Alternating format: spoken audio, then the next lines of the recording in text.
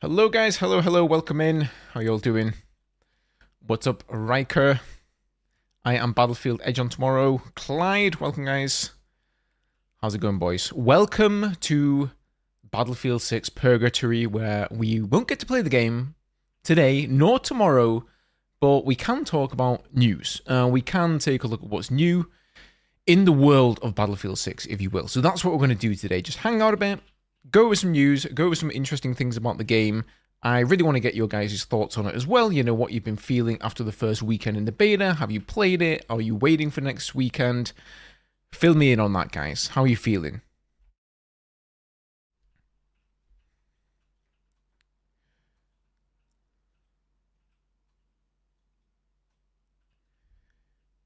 Just watching the new video, Raspberry. Thank you so much for watching, man. Appreciate that. Goes without saying, all you guys who come by to watch the streams, everyone who watches the videos, thank you so much. By the way, leaving a like on the stream, always appreciated, guys. Anybody who's on the YouTube side, thank you so much for that.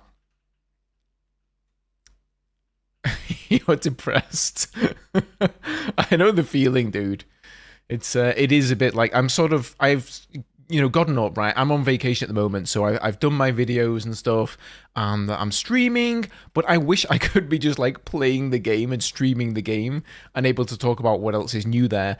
And think about it, if this is like 3 days without it, what's it going to be like after next weekend? I'm absolutely dreading that, where we've got 2 months of like maybe nothing. And we don't really know how much information DICE are even going to give us. Maybe they're not going to comment much on the game at all for like the first month. So I'm honestly just like, what do I do? Do I go back to Battlefield 2042? Do you guys even want to see me play that game? Probably not. I don't know. Well, we'll have to figure that out together, I think. How is the spotting not your biggest complaint? I haven't really found the spotting to be like that much worse than in like Battlefield 2042. Maybe it depends what game you're coming from, I suppose. But I don't find it. I find it very sporadic as well. Like sometimes the entire enemy team is spotted for me. Sometimes nobody's spotted. A lot of the time I'll be flying in a jet, and you guys will probably see this from the footage. Nobody on the team is spotted, so I don't have anybody to bomb because I can't really spot from the jet. Other times the whole team is spotted, so I don't really know how it's working. I guess it's like, it depends how many recon players you have. I will say I haven't really properly delved into the recon class yet at all. So, you know, next weekend, or I should say this weekend, I'm going to like get into recon properly, and maybe then I'll realize like, you know, how crazy they are. Oh, Furby, good reminder there, mate. Yes, on the, I don't want to bang out on about this too much, guys, but there is a community post on the YouTube channel. I am considering, if there's enough interest for it, making some merchandise for the channel. I'm not exactly sure what, probably t-shirts, but like whatever else you guys would be interested in, feel free to comment there. I basically put a question there asking you guys, you know, what kind of merchandise, if any, would you be interested in, and what kind of logo would you like to see there? Obviously, I put like my logo on it, but what I'm kind of thinking is like an A10 Warthog or some kind of a jet, maybe like a sort of caricature jet or something with the logo on top of it. I'm not sure. If you guys have got any cool ideas, feel free to leave them over there. And if there's enough interest, like I say, I'll try and make that happen. Did I do all the challenges? I did not know. I didn't do the recon one yet. I haven't done the engineer one yet. Honestly, the engineer one kind of bores me a little bit. It's just repairing. I'm not saying repairing's a bad thing, but I feel like they should be, it should be, hey, you have to repair, you have to do damage with RPGs, maybe also play in vehicles. I feel like the fact they're just saying, oh, you have to just repair is a little bit boring. I'll probably do it this weekend, though. For those of you who don't know, the progression will carry over from last weekend on the challenges as well. But you've got, I think, 3 or 4 new ones now, so they're going to be like gameplay-related ones for playing Conquest, playing Breakthrough, Rush, and all the rest of it. Plus, of course, the new map. Underpants with your face on the butt. Well, I mean, if you'd buy it, Cannibal Cocken, then I can make it.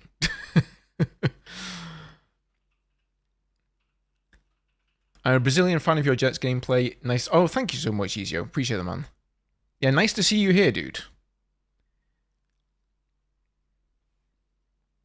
We'd like to see you on BF4, Area 51 Phantom Bow, and Pistol Only server.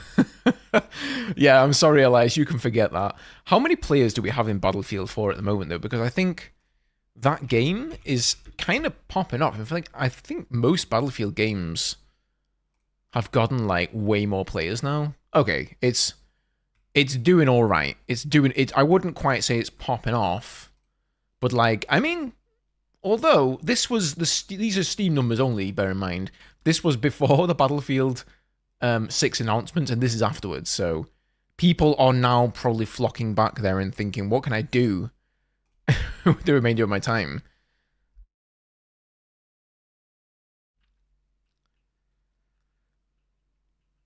The engineer one is for sitting on the back of the tank spamming repair. Yep. It's probably quite easy to do it if you just do that. You just follow the follow the armor around the whole game and just repair. Yo, what up, Hangman? Battlefield games always go up before a new Battlefield release. They do indeed. I remember Battlefield 2042. Everybody was preparing, training, if you will, to get back to a modern game. So they went back to BF4, right? They went into the attack jets, they went into the stealth jets, and then 2042 released, and they realized all their training was for nothing.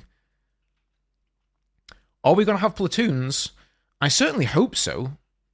Like, if they don't have platoons and those kind of community... what's the word here? What am I looking for? I don't know. Just sort of mechanics, if you will, like in the game. I think it's a massive missed opportunity. Clans, all that sort of stuff. Like, if they're not going to give us a proper server browser that's actually linked into with the main modes, like the DICE official servers, if you will, then that would be disappointing. How many hours did I play in the beta? Not as many as I'd liked. Around 20. That's quite a few, but I did take a good amount of time away because I was busy making the videos for you guys as well, and wanting to get that stuff out there as well as stream it all the time. So it was kind of like, do I stream the game and play it, or do I talk about the game? Because I wanted to do both. So I kind of went 50-50 on that. Wait a minute. Shirt idea. A tail wing or whatever jet with your logo on it. Good idea, I'm Battlefield. Yeah, there's probably going to be some sort of a jet motif in there. I'm not sure. It might not translate for a lot of people because I'm not really like the jet guy anymore. I used to be the jet guy, but I think now Silk is the jet guy. So... yeah, but I think jets are just cool. They still represent Battlefield, I think, and yeah, that could definitely work. But please, if you do have feedback as well, of course you're welcome to post it in the chat, but go over to the community post and post it there so I can just sort of collect it all together and see, how much interest there is in general for it. Platoons are on the Battlefield menu. The Battlefield menu. What is that, Robert?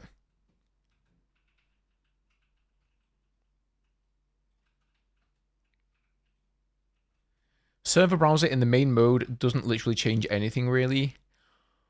Well, it does, right? Because if you'd have just a regular, like, let's say DICE Conquest number 5, just generic server, even though it's not one you're easily going to find again, it still means you can join with more than 4 of your friends, right? You can get a good group together, and you can say, oh, look, this server's got 10 spots free in it. We're 10, so let's jump in that one.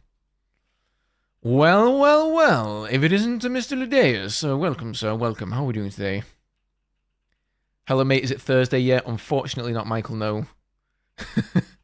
Roll on Thursday. We're still in Battlefield Purgatory.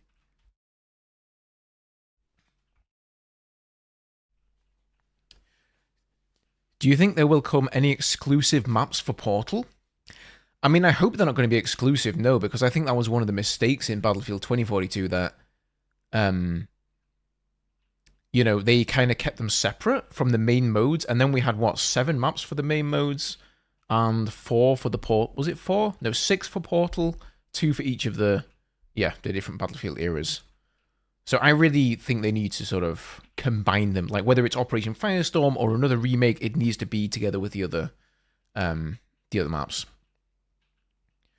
What's up, Ghost? When I was playing the beta, I saw 538,000 in the queue. God damn. Yeah, man, there was a lot of people A lot of people playing it. I mean, there was, what, 500k just on Steam?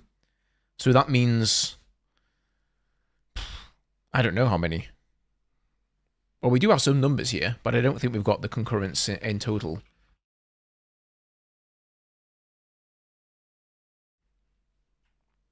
I think server browser builds a stronger community. Yep, 100%.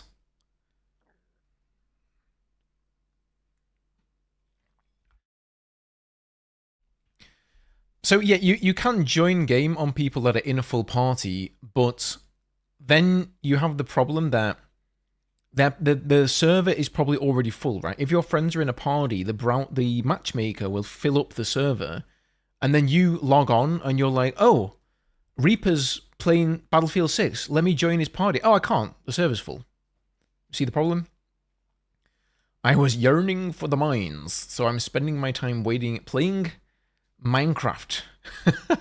Well, I mean, that's as good a game as any. Why not, dude? Me, myself, I'd be interested to know, by the way, guys, what game are you playing between now and, well, the beta? I'm probably going to be playing some Dune Awakening. I did tell myself I was going to play Dune Awakening, but it's... What day is it today? Tuesday? And I haven't played it yet, so I don't know. Maybe I'm just going to hang out with you guys and we're just going to talk about Battlefield until we can actually play it.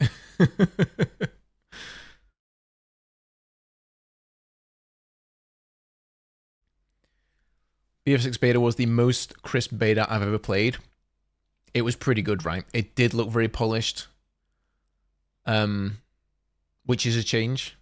Most Battlefield games that come out aren't particularly polished, are they?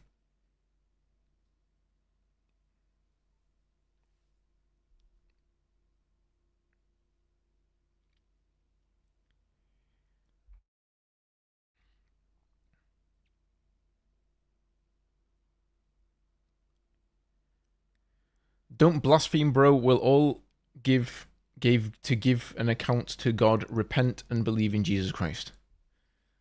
No. No thanks. I'm good. I'm an atheist, dude. What can I say? But, you know, to each their own. To each their own. You were talking about auto-spotting. What we mean is not even the recon auto-spotting. Is the orange diamond over the enemy in the general direction you're looking at and it's spotted for you. I mean, doesn't that kind of happen in Battlefield 2042 anyway? Like, you look at somebody, you aim at them, you fire, and they sort of just become spotted. In any case, you can just spam Q, right? And people will get spotted up. No way, Mr. Weemius. How you doing, my man? It has been many years. I was saying this the other day, but I keep seeing people that I've not spoken to or seen in the on the YouTube or on the Twitch side, you know, just coming back. It's super cool. I'm always open to squadding up, dude. Although it is hard. I always tell everybody, yeah, you can jump in the squad, guys. We'll squad up. Like I said to Ladeus and Torbis, let's squad up this weekend, guys. And then, did we squad up Ladeus? No, we didn't. Everybody's just so busy, you know, doing making their content, streaming the game for their own audiences and everything. It's really hard to find the time. But I actually spoke to Torbis earlier, and I said, yeah, we got to do it this time, man. Okay, it's Ruben has he's broken the seal on the news, man. So let's get into it. First one I want to show you guys here is this has come out of Alinea Analytics and some very interesting stats about Battlefield 6 so far. So it's had 605,000 pre-orders. Oh, I guess I messed up the title there. I said 650,000, but close enough. $35 million in terms of revenue, 2.7 million wish lists, and then 521,000 beta concurrent users. These are all Steam numbers, bear in mind, by the way. So all the people that have bought the game on the EA app, PlayStation, Xbox, Epic Games Store, I think it's on the Epic Games Store, right? Correct me if I'm wrong there, guys, but I think it is. These are not accounted for in these particular numbers. And then here, this I think is kind of interesting as well. We've got percentage of wish listers who also played, and 62% of people who wish listed the game played Call of Duty. So I think this is like, you know, the Call of Duty launcher. I don't really play COD, so I'm not sure how it works, but as far as I understand it, yeah, basically you just launch Call of Duty, and then from within there, you launch like any game that you want. Only 48% played Battlefield 2042, which is actually not entirely surprising because I know a lot of people just didn't like the game and they didn't bother with it. 33% played Helldivers and 27% played Delta Force. And I find that kind of funny there with Delta Force, that so few people who were into Battlefield type games actually bothered to try Delta Force. Not too many, was there?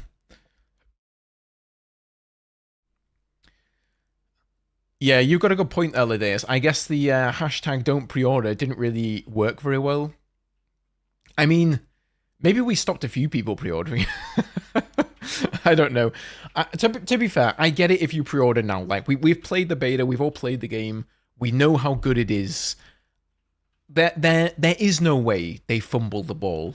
It just can't happen at this point, right? We have to be golden now. Not even EA could cock this up at this point, and that's really saying something. So I think I would say you're safe now to just go and pre-order it. If you enjoyed the beta, pre-order it. If you're a bit on the fence still and you're like, oh, I didn't like the maps too much in the beta, I want to see bigger maps, larger maps, then, you know, maybe you'll have to wait and see what they look like.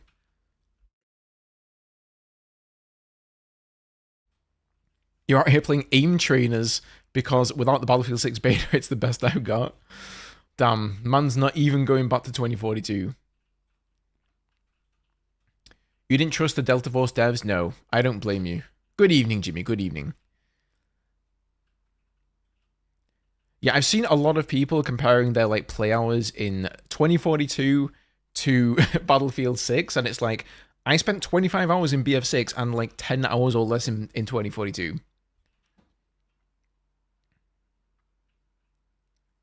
How to solve the locked and open class weapons debate. Use Battlefield 4 style of weapons. I mean, that's what I want, personally. I think that is a good compromise. I know it doesn't make logical sense, and a lot of people will argue for the open weapons system and saying, well, you know, if you have this hybrid system, then you can still use carbines on everything. But what I found from playing so far in the open system is that now I just use an assault rifle on support, on engineer, because the assault rifles are slightly better than the carbines. Not much, but as I assumed, they are slightly better. But the carbines are also really, really good. So that's exactly what I thought would happen, you know. Like, I don't know how you guys feel about that, but I just think a closed system is the way to go. Or a half-closed system, let's say. I'm doing good, Luca. Coming back to 2042 is quite depressing now. Yeah, I can imagine, man. I haven't booted up the game yet. I'm not sure I'm going to bother, actually, this week. I think I've got enough footage from BF6 that I can just keep, like, I've got enough to show you guys. But once that beta ends, and I run out of footage, I'm not sure if I've got enough for 2 months. So we'll see with that one.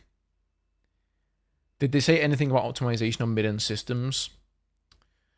They haven't really commented on optimization yet, no. That's generally something that always improves with time, though, and more testing, so, like, I can't promise you anything. Do I think they'll remove secure boot since it didn't work? No, they won't do that. Pretty certain.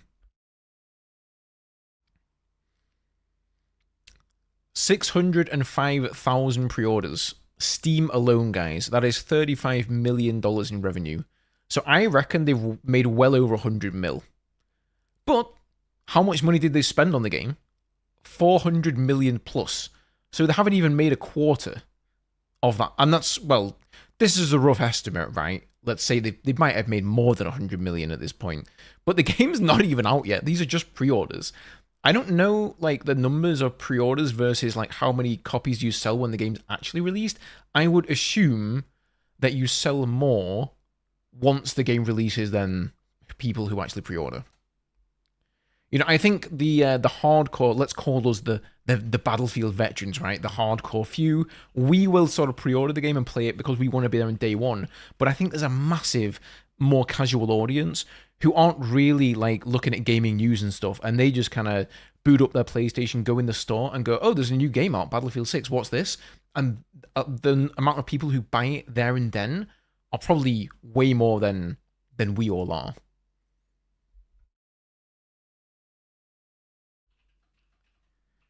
Yep, they spent at least 400 million. I think that's with marketing costs as well. I don't think it's just development costs. I mean, it has to be. Otherwise, that would be insane. I believe the game is not available on PC. Well, it's not available anywhere. Yeah, it's only going to be on the 10th of October, but it will be available on all platforms at the same time.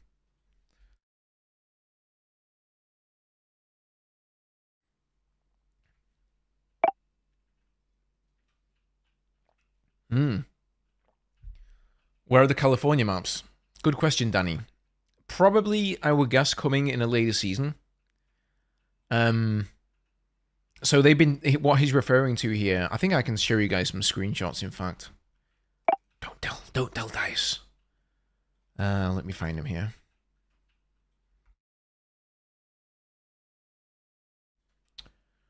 Battlefield 6, concept art. Try and find the right ones.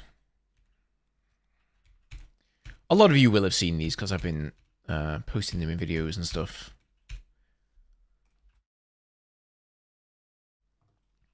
So there's this one, which is clearly Sunset Boulevard. It says on the sign here. There's this one here. I think this could be from the Battle Royale, actually. Bear in mind, this is concept art. This one is clearly from California as well, somewhere in Hollywood. And I think that's all of them. Yeah, most of the other ones we've seen, I put these in a video, I think even just today.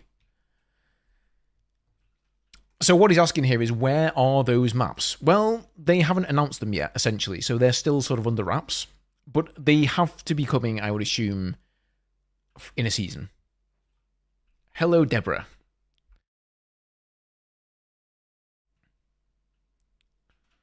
Can we stop calling them leaks?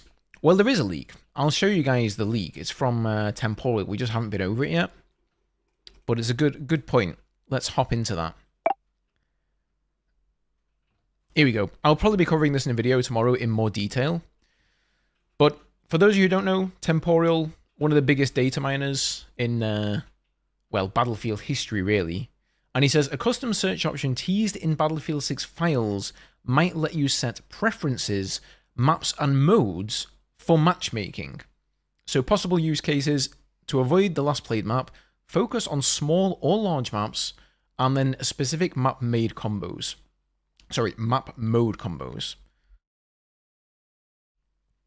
Now, it needs a healthy player base to function in your region. And these are a bit of like more details here. So he says, this is the description like from the files. Select mode and map preferences to prioritize in your search. Matchmaking time depends on your selections. We may expand the search to get you playing more quickly. So this is literally like the description that it says in the files here, guys.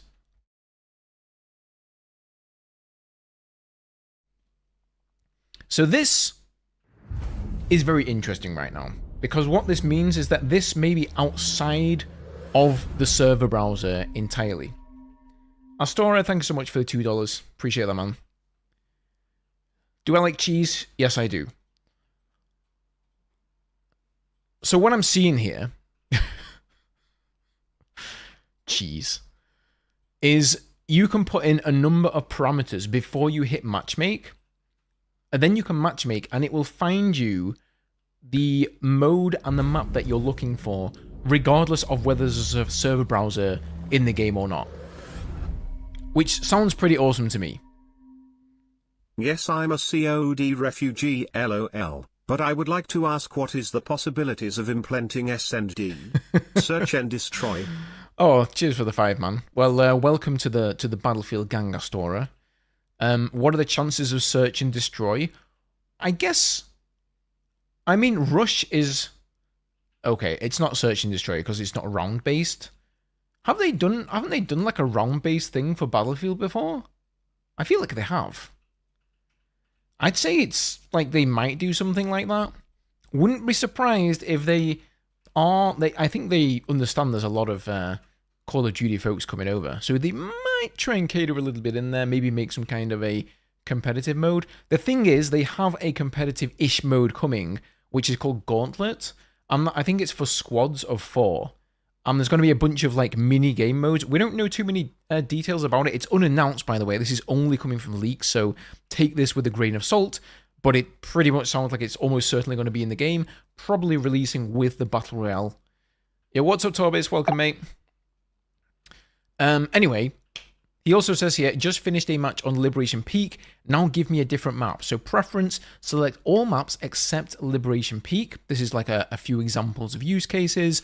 I want to fly jets. This will be one for me. So he actually says select Mirak Valley, Operation Firestorm, New Sobek City, and Liberation Peak. This is kind of news to me because as far as I understood it from the description, Sobek City doesn't have jets. It only has helis. Maybe I'm wrong about that. Maybe there's 4 jet maps in the game and not 3. That'll be a welcome. Or you don't need to grind a few additional attachments. Infantry only, please. And then you can select... these are the 2 infantry-only maps. Empire State, which is the one we'll be getting this weekend, and then Saints Quarter, which is the second Gibraltar map. So that sounds pretty exciting. Like, it's not a server browser, it sounds like, but we know we're going to get a server browser. But if they're going to make these changes to the matchmaking system, you know, that could be really, really nice.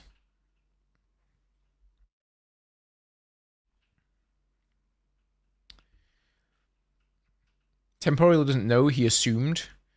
Well, you know, he's assuming based on facts, though, right? Like things that he's found in the files. And I will always say, guys, anything that is data mined, take it with a pinch of salt. Even if it is in the files, and I'm sure it is if he says it is, it might not come to fruition because DICE might just delay it. They might not decide to have it in there for whatever reason. But in my experience, pretty much everything that Temporal finds comes to the game at some point or another. Like, the man has never been wrong, I don't think. Or, like, I can probably count the number of times on one hand. Yo, what up, Mr. Glue? He is pretty darn accurate, yes. The open weapon system is going to stick. People can complain all they want, but the open system is likely by more than if it's disliked. Yeah, I agree, Monk. I think they probably are going to go for the open weapon system, but they've said, like, they're going to allow closed weapons if you want, right? So if you... I think this is probably going to come in the form of, like, you can create a server in Portal with closed weapons if you like.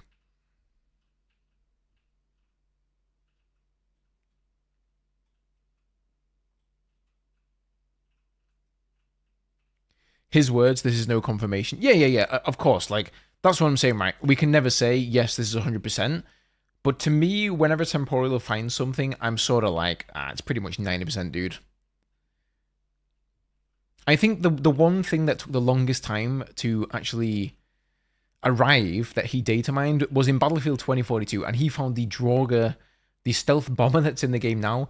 I think he found that, I want to say shortly after release, maybe even before the release of the game. He found it super, super early on. And season after season, it was nowhere to be found. And I remember making videos on, like, long lost things that were data mined by Temporal and never came to the game. And then eventually, it arrived in the game. So he was right about it. It just took a really, really long time. So bear that in mind, though, with these maps in California, guys. There's no guarantee you're going to see them anytime soon if they are coming. You might wait 5 seasons. Like, literally, you might wait 2 years to see those maps. We just don't know.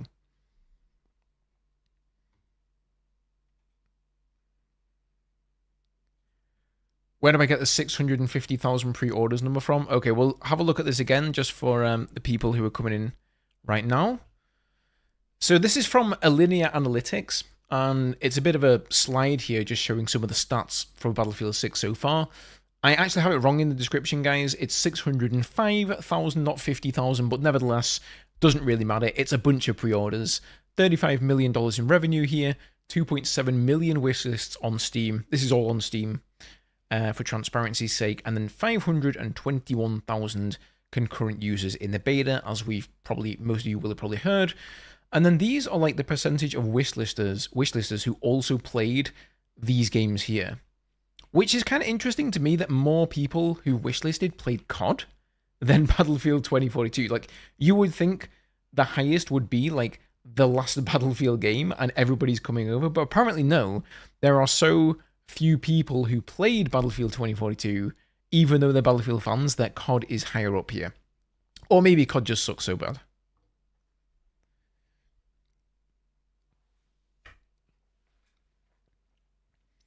You know, I never played Helldivers 2. I probably should have got on that at some point. Maybe I will.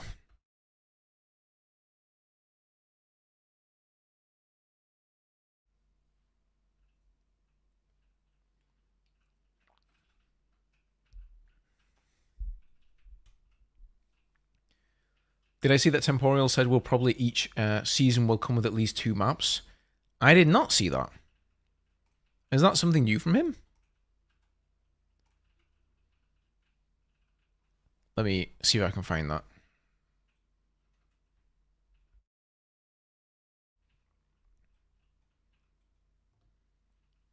These are the comments on the thread from him here. Have you seen anything in the files that suggests we'll be able to disable core features like sliding in custom Portal modes? Even in 2042, there were quite a few movement-related options in Portal, but I haven't really seen anything like that in BF6, though that's mainly because I haven't had time to look into such details. Okay. Wait, does New Sobek City have jets? I thought it was just helicopters. Do you have a source? I was under the impression 4 of the 9 maps would feature jets. In that case, I think he's probably just wrong. Because, like, what I'm going off of is the literal description here from EA.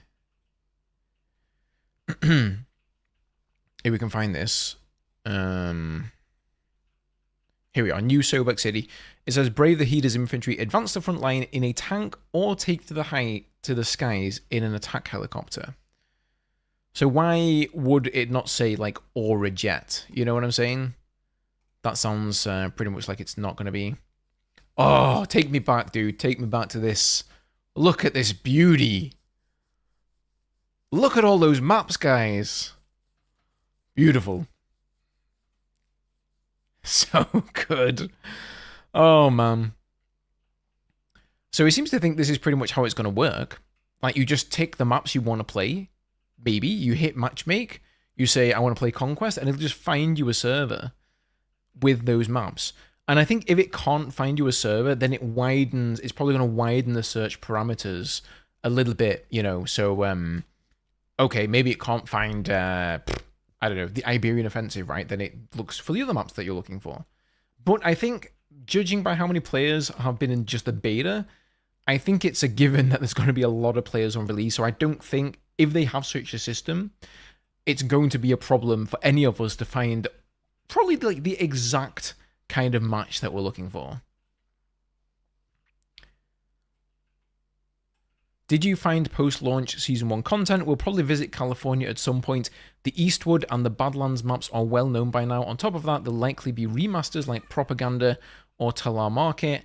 As for vehicles and weapons, we'll probably make deductions once the release lineup is known. So yeah, he's referring to the 2 maps I showed you guys there.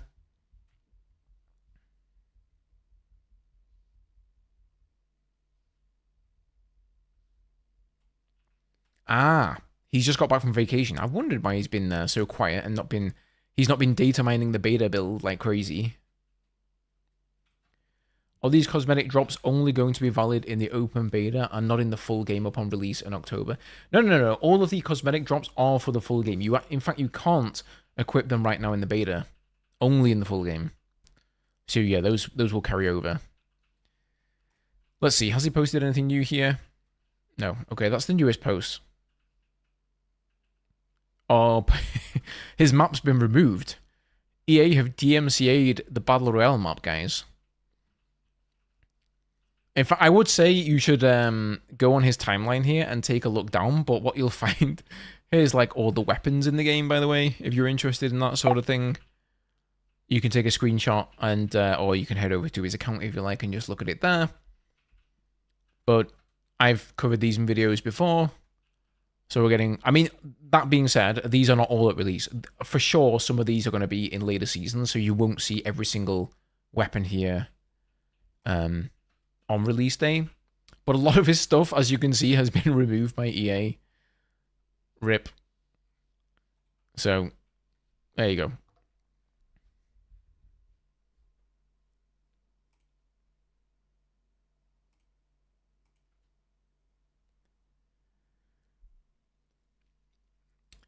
Ken, you're a COD player that has never played Battlefield. I will definitely be getting Battlefield 6. That's awesome, dude. I think it's really nice, actually, to see a lot of people coming over from Call of Duty, like, into this community, because I've never really made... I have actually made some Call of Duty content a long, long time ago, and it actually really annoys me that I see a lot of people gatekeeping the Battlefield game from Call of Duty players, as if they're just going to come in and want us to turn Battlefield into COD. Surely the reason they are coming over from Call of Duty is because they want an experience that's not like Call of Duty and is more like Battlefield, right? That would make sense. For me, I think it is nothing but a good thing that we're getting more players, and yeah, man, I say welcome to all. I think what people are worried about is not them changing the game, but probably, you know, DICE and EA maybe trying to make the game more appealing to Call of Duty players. So I hope they're not going to do that. But I still think they need to look at all genres, really.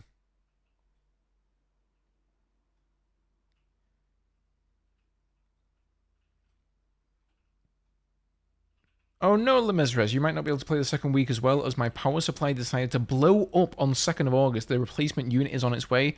Oh, that sucks, dude. Well, worst case scenario, I'll be streaming it a bunch, so you can always watch me. Probably doesn't compare to playing it, but it is what it is, I guess, man.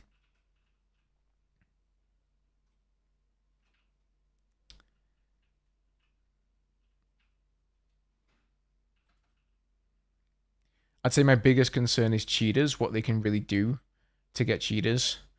So I actually could make a video about this, guys, because I do have bit of an inside source who works on the anti-cheat system at EA. And because I've made a video recently where I mentioned, you guys, maybe some of you guys saw it a few days ago, that hacks are already like in the wild, like ESP, where you can see wall hacks, you can see people's HP and stuff like that. Those are already available. They've also given out that they've caught like 330,000 cheaters. After I made that video, he actually reached out to me and shared a lot of like how the Javelin system works and what they're working on. Obviously, I'm not going to quote him verbatim or tell you guys his name, but I could share like some of what he said there in a video at some point. But it sounds like it's actually much more advanced than I imagined. And the way he talks about it, basically any hacks that you can actually buy, that you can purchase online and are readily available, 99.9% of those are always like shut down straight away. And he says the reason that a lot of the time these things go out in waves. So what might happen is, let's say somebody starts hacking and they cheat for a few rounds. As soon as they're detected, they're not actually banned and shut down. They actually sort of let them essentially cheat for like a few rounds, and then they send out the bans in waves. That's why you'll always hear about ban waves. And the reason for that is that if they would ban them on the spot straight away, it would allow the cheaters to iterate on their side of things much quicker and figure out, oh wow, okay, our cheat has been banned straight away. What can we do to stop that from happening? They iterate on it, and then the anti-cheat teams over EA, they have to then react to that. And the quicker they ban them, the quicker that process takes place there. So that's why they have that going on. The private hacks, though, the ones that you can't buy from a company, those are a lot harder to stop. The people who are just using it for themselves, because they're not as common, obviously.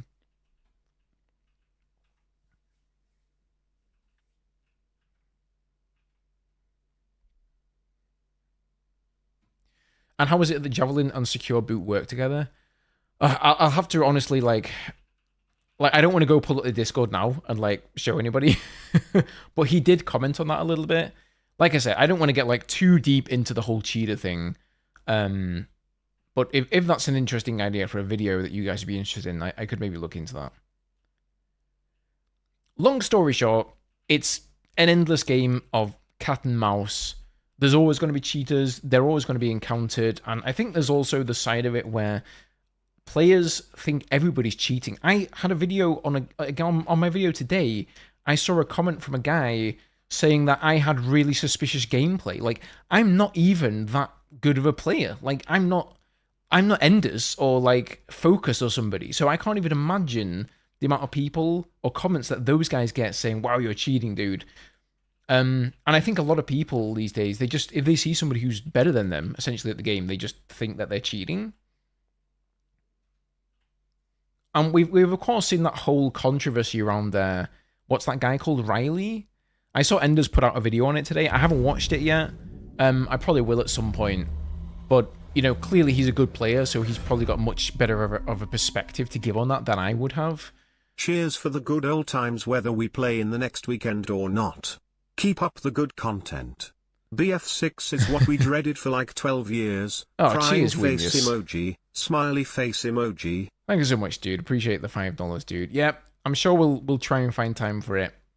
Same to you, bud.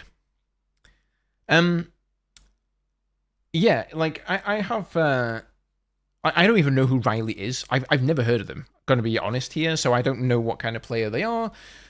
But it sounds like they've just kind of been mass reported because somebody posted this clip on Twitter and then it just gained a lot of momentum, and then people just went over to her Twitch channel and reported it there, and she kind of got banned for a while. But you know, I don't know.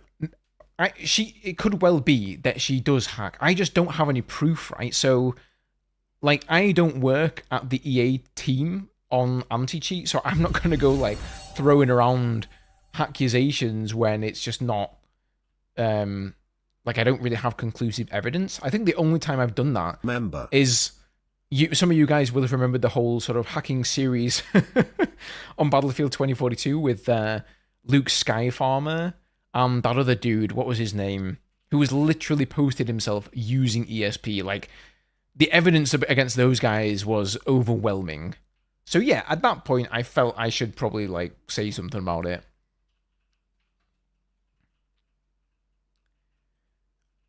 I mean, that's what it looked like to me, Bocky. She just missed. You know, like, if you'd have had some sort of snap aim hack, surely you probably wouldn't have missed that, right? Or it would have gone to exactly, like, because where it snapped onto the rock, the player wasn't right behind that. It was left of where the player was. So, I don't know. I mean, I would say that Enders and other good players who understand some of the nuances of high-level play probably have a better perspective on it than most. I think a lot of people, maybe some people just don't like Enders and people who have opinions on it, and so they disregard those opinions because they don't like the person. But I still think you should listen to informed opinions on things, even if you don't like the person, you know? Like, as a good example of this, right, I'll sometimes put up gameplay, and you guys know what the gameplay is on my channel, right? I have the sound very low, and so you guys can hear me talking. And sometimes I'll get somebody doesn't understand how I knew somebody was there. And I'll just be like, they're spotted on the map, dude. Like, I knew they were behind this wall because I can see them on the minimap. It's that simple. Or sometimes they're in smoke and I'll spray through the smoke and, like, I see them run into the smoke, and because I know the run speed of Battlefield 2042 soldiers, I just guess and follow it, and I get a kill sometimes, and it works out, or I'll hear the footsteps, or whatever. And a lot of people just don't understand, like, those basic FPS mechanics that, you know, you have more senses than just, like, what you see right in front of you. There's sound, there's the minimap, there's your compass, there's all these different things that you can be looking at.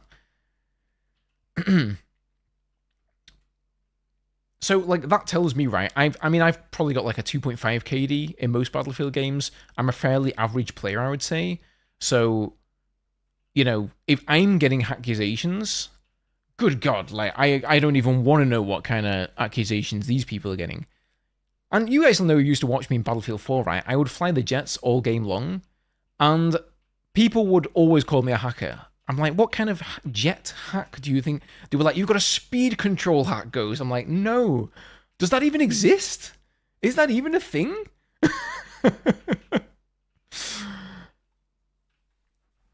Oh, we're talking about hacking. We kind of got off topic a bit. I know. I said we were talking about news, and we ended up talking about hacks. That kind of is in the news at the moment, though, so... Minimap and audio are always the kicker. Yeah, and it's one of those things where you can only really put yourself in the shoes of the player if you played that moment as them. And you've got to remember is that when you see clips on YouTube or Twitch, you just see like the 5 seconds, the 10 seconds that I've shown you. But maybe what you didn't see, the 10 seconds before that, is that I saw a player behind a rock over there and I knew there's somebody there. But then the next 10 seconds, I'm pre-aiming the rock and they poke out and I kill them and you're like, oh, you knew someone was behind the rock. Yeah, because I saw them before. So I think people are just super, super quick to judge on that sort of stuff. Just my perspective, guys, as somebody who, uploads gameplay. That thing drives like a fridge and it's made of glass. Wait, what are we talking about here, Minty? The heli needs so much work. Yeah, dude. For sure. I think the heli is the one vehicle that needs a lot of work. I mean, I think they all need work. Don't get me wrong. I have my vehicle my vehicle video ready to pop off. I just have to find time to make it. But I really am just praying and hoping that when they start up labs testing again, they're going to concentrate on the vehicles. David Serland has already said they are going to look into the vehicles. So I hope they stick to their word there and do that.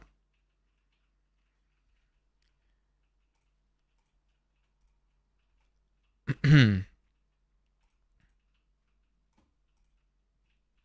what do you guys think about this? I do have some interesting things to show you guys here.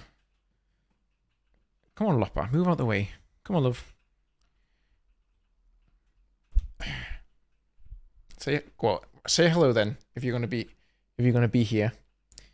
Come and say hello to the stream. Oh, you cute little kitty. Yes. Right, down you go. Right, where were we? So this guy here, I found this pretty interesting. Liberation Peak can go from a 3 to a 9 real quick if... Boom. Snow. Maybe a bit too much snow. But I like the idea. Man. Like, there's no weather in Battlefield 6, is there? I'm not sure I'd want tornadoes back. But it could be kind of cool. Like... You sometimes you load into the map and it's like snowy version. It's like Operation Whiteout. Oh yeah, Alborz Mountains. I could dig that, like seasons, right? There's a different season in the map instead of like night maps. It does look a little bit drab and dreary. I've seen people already complaining about the blue filter. So I think that could be interesting. What do you guys think of that?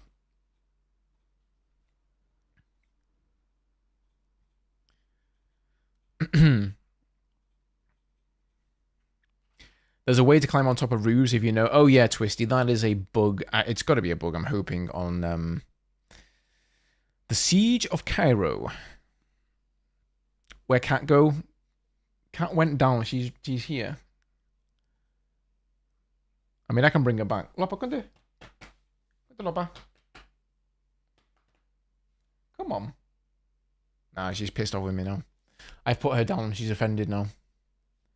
Then we won't even see the sniper glint. Yeah, you'll just think it's snow. It'll be like, oh, look at this beautiful snow. Gone. Headshot. What is it called? Deadly headshot.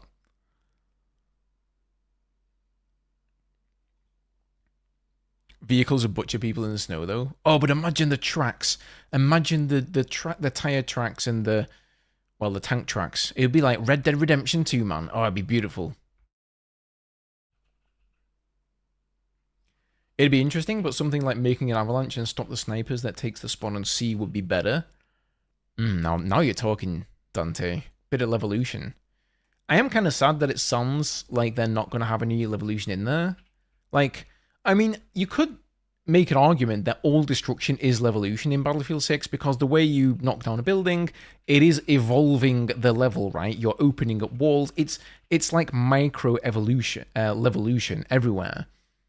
But yes, I would like to kind of see some big set pieces, but not at the cost. I think the destruction they have now is better, but I wouldn't be adverse to like a skyscraper falling down or some crazy huge explosion that happens in a match, you know. I think when we all played Battlefield 4, we kind of got tired of the skyscraper, but if I go back now and I watch the skyscraper, it's kind of nice to see it again. I do miss it a bit, but yes, at the time when I played it all the time, I was kind of like, oh, well, what's the big deal? It's a gimmick, let's be real. It is a gimmick, Bocky. It is a selling point for the game. It's like the tornado in Battlefield 2042. I didn't really feel like that added, you know, much unscripted gameplay, to be honest with you. Like, there was the odd moment where I was like, oh, I'm in a tornado, I got flung into the air in my Jeep or something, but yeah, it was more of an annoyance to me than anything else, really. Nature elements will put a strain on graphics cards. Ha! Tell that to my 5090, bro. That's a fair point, Cedric. That's a fair point. Yo, Ghost, have you noticed when you turn up your FOV, your reticle gets smaller when using sights? It made sniping tough for me. Yeah, a lot of people have complained about that. It's hard to have a high FOV and also be able to zoom in and like see where the enemy is. There is one setting which is like, it's kind of described strangely in the options. It says like narrow or wide like weapon model or something. And they describe it as like, if you have it as wide, your weapon model will appear smaller, and if you have it as narrow, your weapon model will appear larger. But I think it has to do with the ADS FOV, but the description doesn't really convey that. I would say the options in general in Battlefield 6 need like a ton of work. They're very confusing right now. Did you see the amount of content creators who put a settings guide out? I really missed a trick there, man. I was like the first person, I'm pretty sure, to install the beta and put up a video on the options, and then I saw everybody putting up guides. I was like, why didn't I do that shit, man? I could have raked. But then I was like, well, everyone else has made a guide. How many guides do we need? And then I just saw more guides and more guides and more guides. I was like, okay, we got enough guides. We know how to use the options now.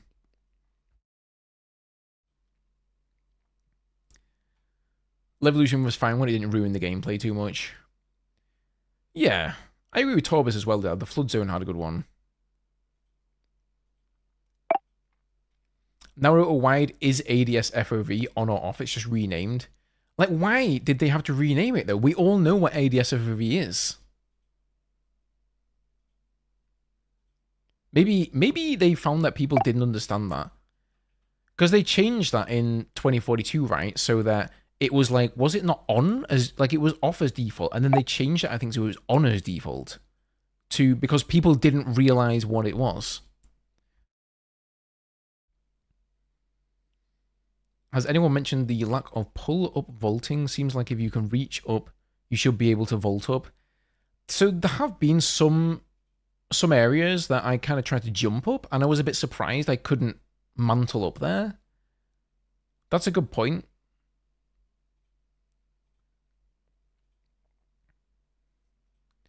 All the COD creators in the stupid settings video. I mean, I don't really follow any COD creators, and I haven't seen any from COD creators, but I'm seeing tons from Battlefield creators.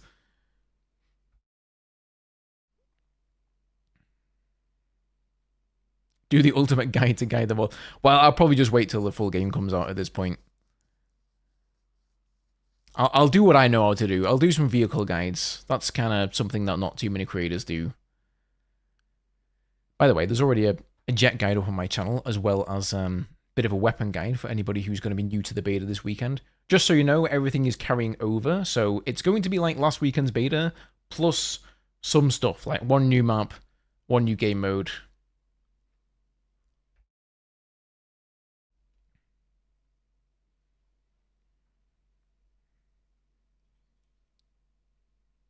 You need a guide on how to use this guide.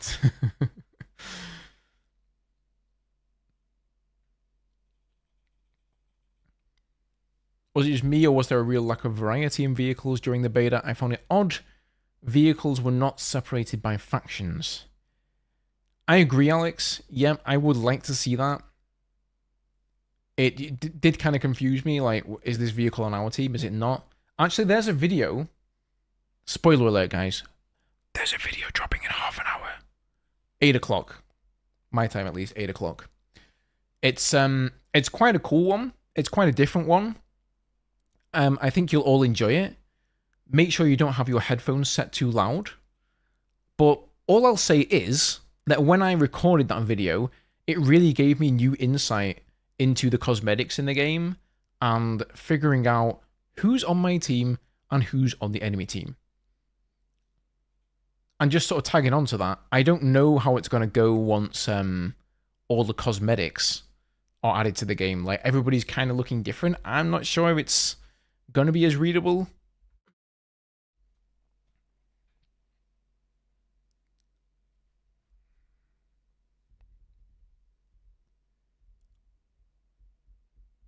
Have I found if there's a jet sweet spot yet? I haven't found that yet, no. What we really need, Nord, is we need a test range for the vehicles, dude. If I had a test range, I would be messing around in the air, like doing horizontal loops, vertical loops, and just looking at the screen, seeing how fast it was going and trying to figure out the formula. But I can't do that in like a beta, you know, when there's an enemy jet going for me. So I'm not sure. I mean, I could try and spend some time doing it. Outside of that, it's like you've only got 1 out of the 3 maps. And now this weekend, it's going to be 1 in 4 maps that has the jet there. So you're only going to spend 25% probably of your time in a map where you can maybe get the jet. And then even so, one of the sides, you can't repair the jet. So that's kind of bad.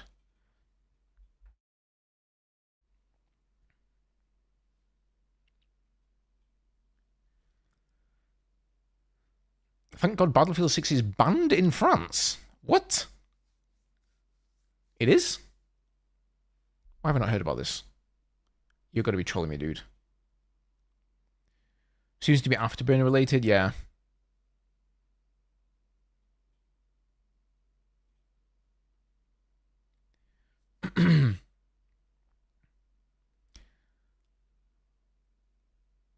Oh, thank you, It's Lazy. I appreciate that, man. Welcome to the streams, dude. Nice to have you here. I wonder if we'll be able to access routes with the ladder's creative verticality in the cities would be amazing. Oh, that's a good point. Like, we've recently seen people getting to unintended areas on Siege of Cairo. What is going to happen when there are ladders in the game? I hope they've playtested them. Spoiler alert, guys. I haven't been involved in any playtesting in labs with ladders. Never seen a ladder until that trailer came out. I don't know about Mr. Torbis. He probably can't say anything, but ladders, new to me. So have they actually playtested them, and are they going to work properly on the maps? I don't know.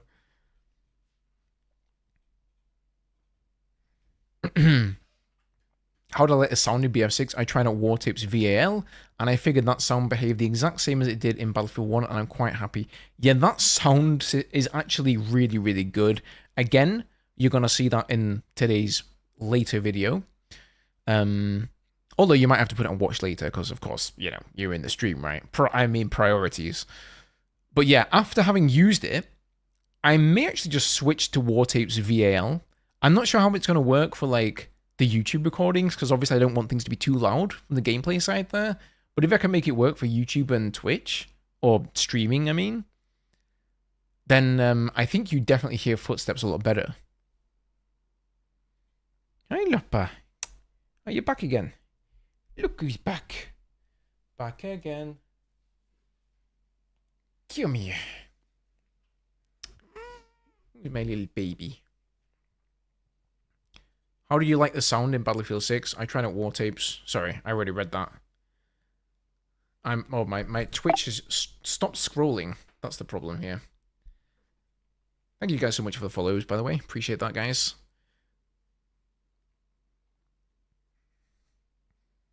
Controls for the aircraft in PS5 were very weird. Not sure if it's just me. The controls for the aircraft were really weird for everybody, dude. Weird for all. Who's got a little drum? Who's got a drum tum tum? Doesn't she look thrilled? Absolutely thrilled to be here with you guys.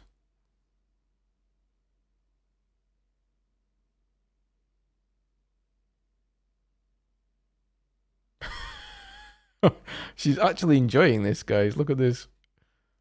He's a good girl. Is he comfy? Is it nice? He's a good girl. Yeah. Oh, okay.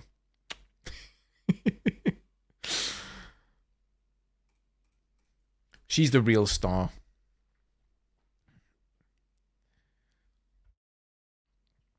I do agree with this gentleman here. Mr. Hartini Menry. I think we can agree that vehicles need some work, but as a vehicle main, I must say the gunner seat in the ground vehicles feel better than any other title. Hard agree.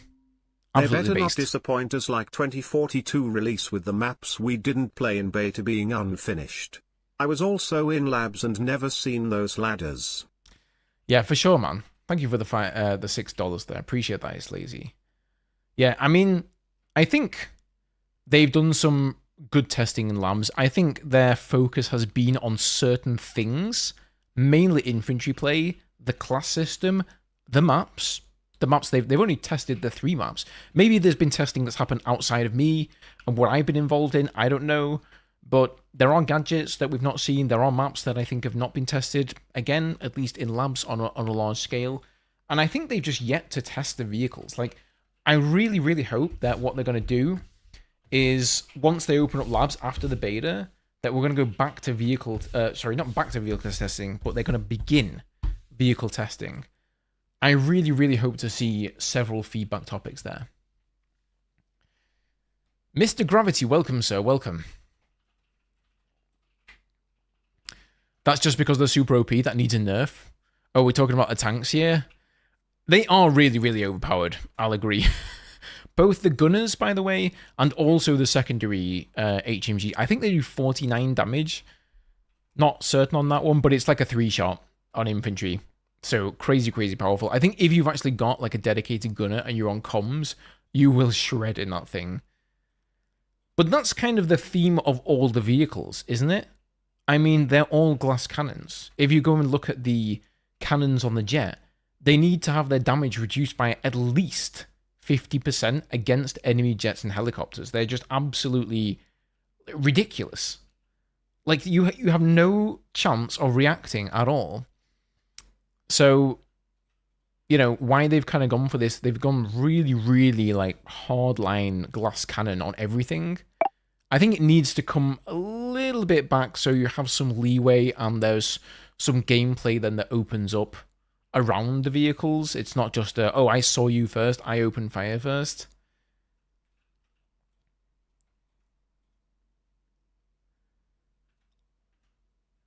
Didn't they say when labs open, they're going to test Battle Royale? Yeah, so that's what I thought was going to happen. And they have said that, yes. But it sounds like first they're going to continue testing the game. I actually thought they were done with like the main game, but it sounds like they're going to open that up as well. I can explain the vehicle design philosophy, but I won't because I don't want to type that much. Okay. Thanks for nothing, man. No, I get what you mean, Gravity, yeah. I mean, you feel free to, you know, spam the chat, though. It doesn't bother me if that's what you're worried about. But you should do a video on it, dude. I'd be interested to listen to that one.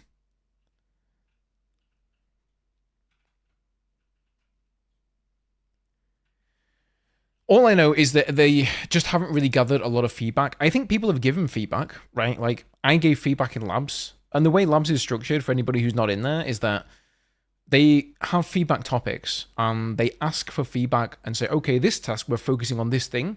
and we want feedback on it. And you leave your feedback on that. And that's kind of like your duty as somebody who is taking part in labs to leave feedback on that topic. But you're sort of welcome to leave like general feedback wherever you want. You can create your own topic. And several people did that about the vehicles. You know, I chimed in there as well. How much that was actually listened to, or whether they sort of said, okay, let's take that feedback, let's just put it to one side, because at the moment our focus is not on finalizing the vehicles, it's on the class system, it's on the infantry, it's on the maps and all that other stuff. I don't really know. You know, obviously they've received a ton of feedback from the beta as well, and they're continuing to do so. So somebody is going to be organizing all of that. Like, what are people really kicking up a fuss about? I feel like people have spoken up a lot about vehicles, the fact that they do a lot of damage, the fact they also go down super fast, the fact that the air vehicles have really bad flight mechanics right now that just need, like, I do think there's a sort of foundation there, especially for the helicopters, but it needs like a lot of tweaking. It's like they need to take like the, I don't know, maneuverability slider for the attack heli and crank it to the right, because right now I find myself trying to pull off maneuvers that would always have worked in any other Battlefield game, even the ones with the most sluggish of helicopters, and I crash into the ground. I crash into a mountain, and, you know, this is from the perspective of somebody who knows how to fly helicopters, at least to a decent level. So what's going to happen with new people in the series who are coming over from Call of Duty and whatnot, and they get in a helicopter, and there's no test range? Good luck, is what I say.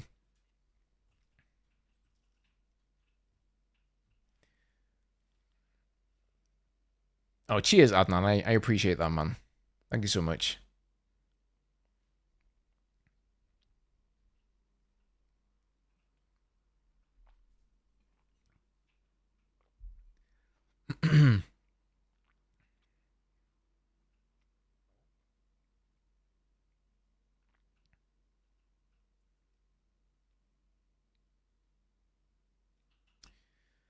Yeah, I think you're right there, Gravity, for sure. They just, you know, they want them to be... they definitely do feel scary. Like, if I see a tank in the beta, and I'm not an engineer, goodbye. I'm gone. I'm literally gone. Like, I know if I put one foot wrong, or if they see me, like, there's no getting out of there, really. You're just gonna die.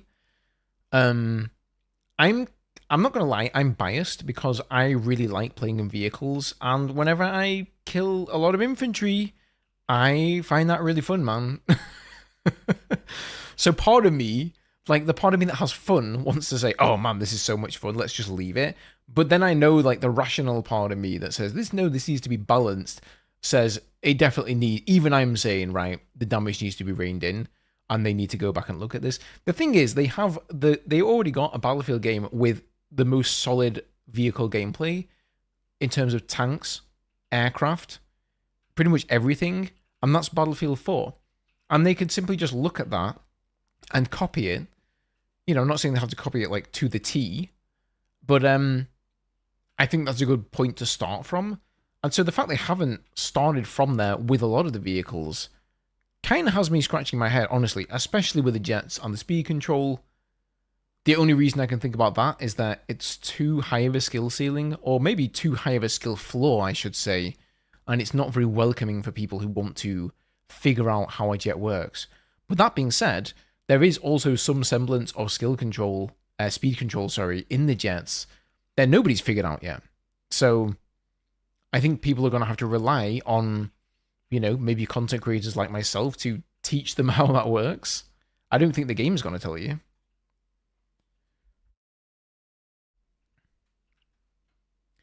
Oh, don't even get me started, Gravity. Like, there's a lot of weird key bindings in this game that I find difficult.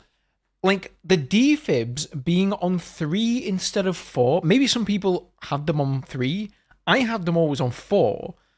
It's so confusing, and I couldn't switch it around in the beta because there's no other gadget to equip. Just can't handle it, man. But yes, I am so used to pressing X for countermeasures.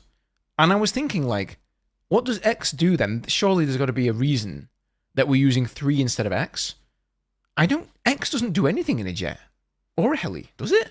Surely not. So I probably could have, like, switched the key bindings.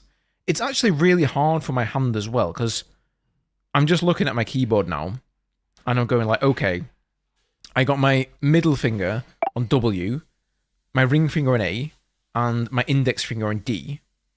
And then I can easily get to F to switch weapon. Not just subscribed at tier 1. Thanks so much for the sub, dude. I can easily hit X as well with my index finger, but hitting 3, just put your hand on your keyboard right now, on A, W, D, and then press the number 3 key, and look at what happens to your hand.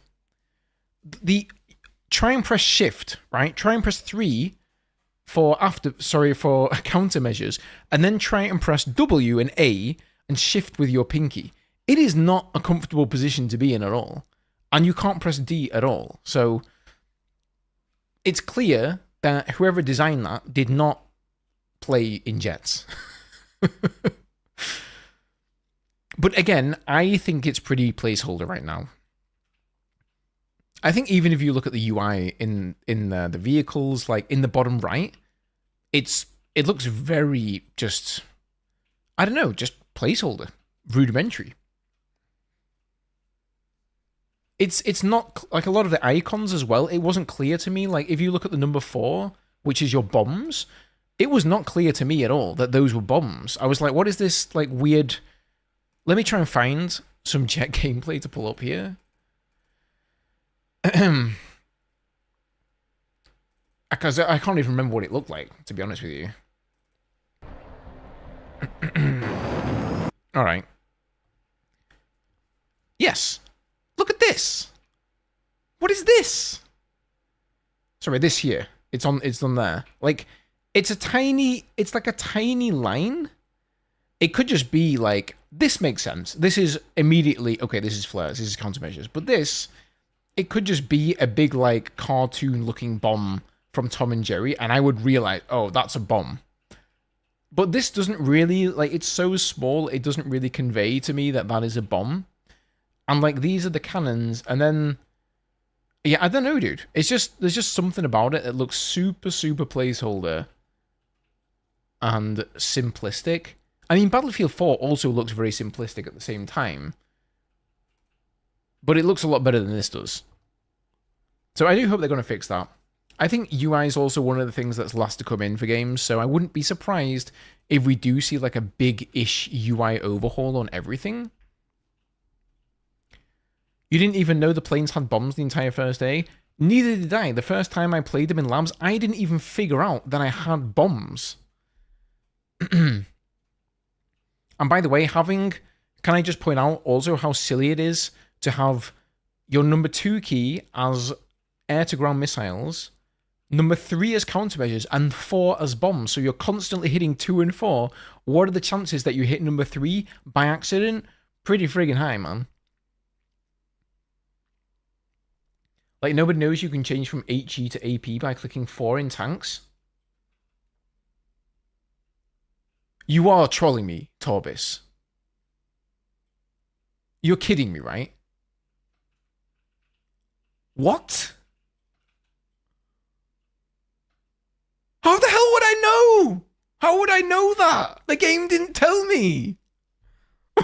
What? What the hell, dude?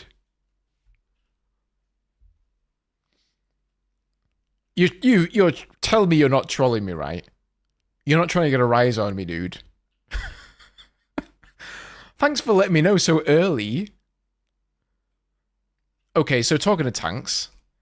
Oh, I'm not sure if I actually have any tank gameplay, guys, because I mostly played, like, LAVs.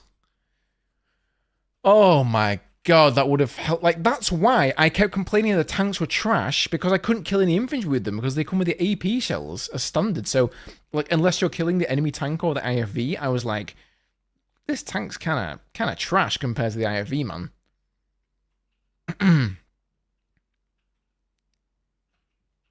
Oh, you're blowing my mind, Torbis. Let me see. Do I have any tank footage? Like, I just want to see the UI, you know? Like...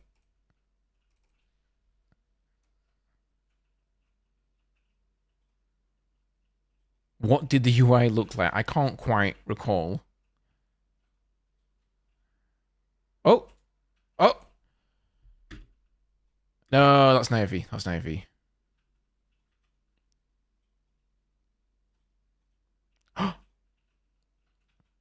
Nope.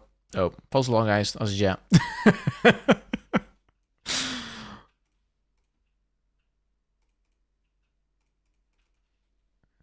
I think I've... Oh, wait a minute. Wait a minute. I got another folder of footage here. I've got my archived footage that I'm keeping forever and ever. Because it's my only Battlefield 6 footage, and I will hold on to it dearly until the game actually releases. Like, I'm not deleting a single video.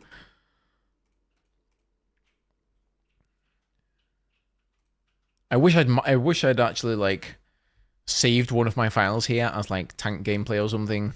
If there is some tank gameplay in there. Tanks were only on Siege of Cairo, right?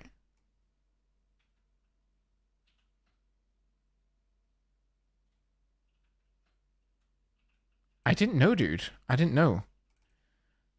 Damn it, I gotta find this now.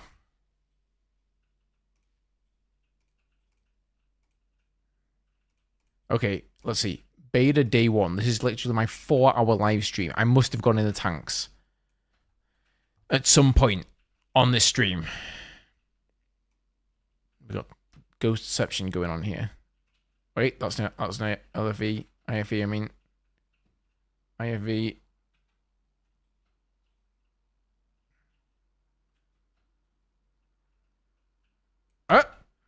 This is the tank. This is the tank. Okay. There's the UI. Where's the number 4 key? I don't see a number 4 key. Let's get out of the zoom view. Let's get in third person. Maybe the... This is not the IFV. Is it? Why has it got in... Oh, right. I'm in the freaking gunner seat. God damn it. My bad. I'm just looking at the UI, guys. I'm not even looking at the game right now.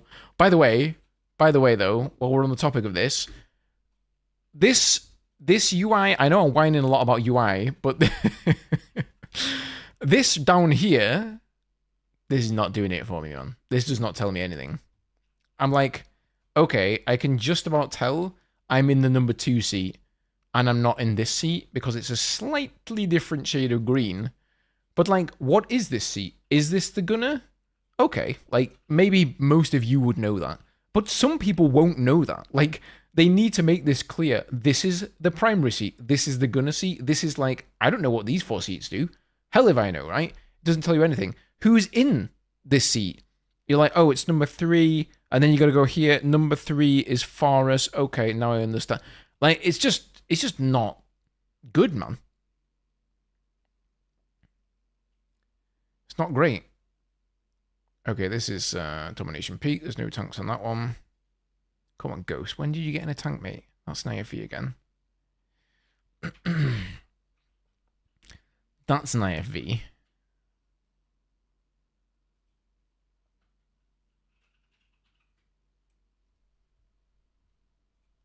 This is a tank, right? Before I get shat on again for being wrong. This is the primary seat, I'm assuming.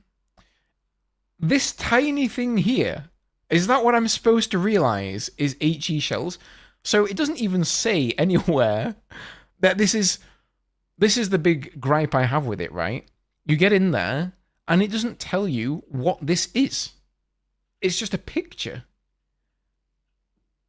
We're not... Okay, I know Torbis because he's a massive, like, warfare nerd.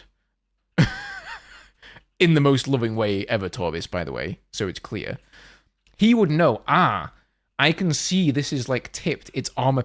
Most people don't know that stuff, dude. Like, people come... Random Joe from Call of Duty or whatever doesn't know what this image is. You don't even know that's the tank shell, right? And this one, I can't even see it. I mean, I know I'm 37, and maybe I need glasses or something, but I just have no idea what this is. Why can't they just write here HE or AP? Maybe they expect you to go into the vehicle menu and set the tank up, but there is no vehicle menu in the beta. If you know, you know. Yeah. And again, this machine gun icon is the exact same icon. Correct me if I'm wrong, guys. It's the same icon that you have for the 30mm cannon in the jet. Could we not have a different icon? Like, this doesn't look like a machine gun. I'll tell you what this looks like to me. It looks like a musket with a ramrod racked underneath it. What?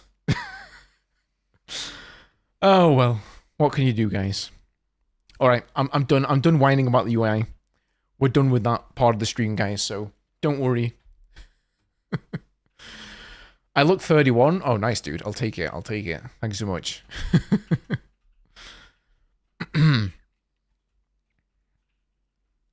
It's in the first person UI. On the left, it tells you. That is true. That is true. Yes, it does tell you the names and whether they're on cooldown, doesn't it? But again, who plays in first person? They're so slow to turn the turrets. Yeah, Torbis, you've been blowing my mind, man. You've been blowing my mind today.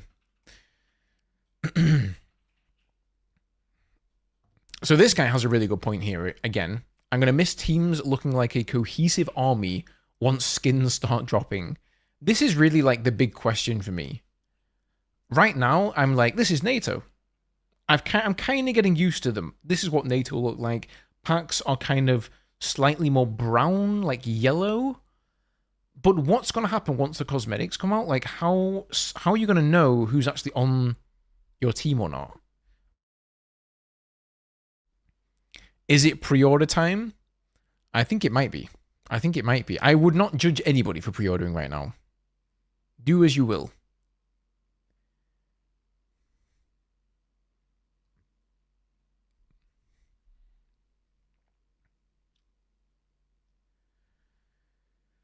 You got the graphic glitch that I got twice, also while in vehicles. Oh, yeah, that weird thing. Yeah, that's happened to a lot of people, I think. So the graphic glitch he's referring to here is like, it's like, imagine a bunch of lines on the screen like this, all rotating, and it just goes nuts. It's like a, yeah, good job we don't have epilepsy, hopefully most of us.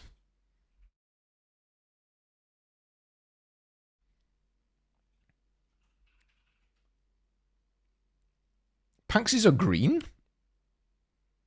Am I colorblind?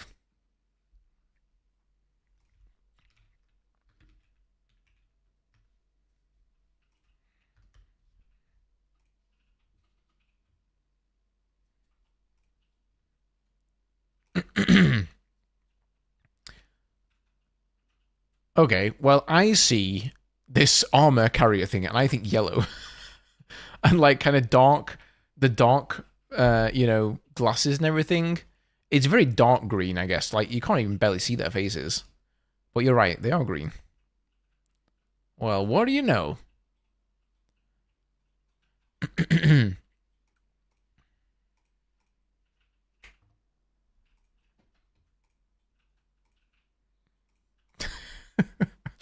I gotta show you guys this one. Okay, this has literally happened to me. We all know how incredible the shotgun was, guys. But let me know if this has happened to you as well.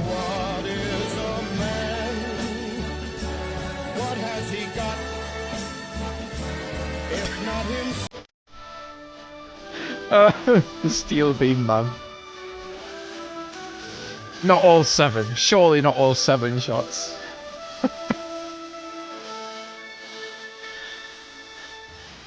Oh, painful.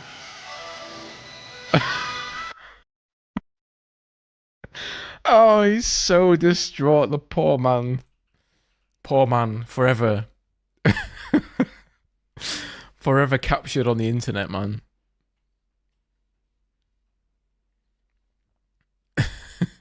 Whoever said the shotgun was overpowered, right? It's only overpowered if you actually hit your shots with it. See, I'm not good with weapons where they're not fully automatic, basically. Anything burst fire, anything like a semi-automatic gun like that, I have great difficulty with it. I guess I'm not good at tracking and also clicking mouse. I have to just hold mouse.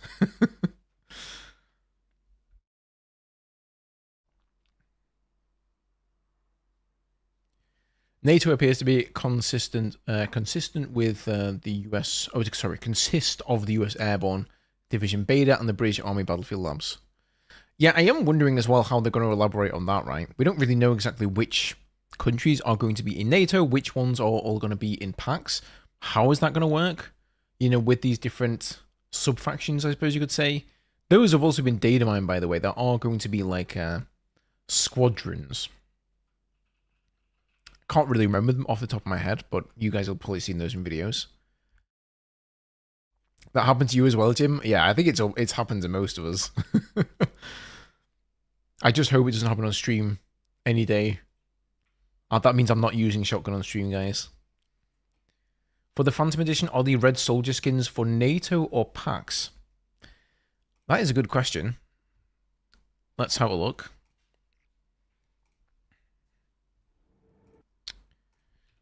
Battlefield 6.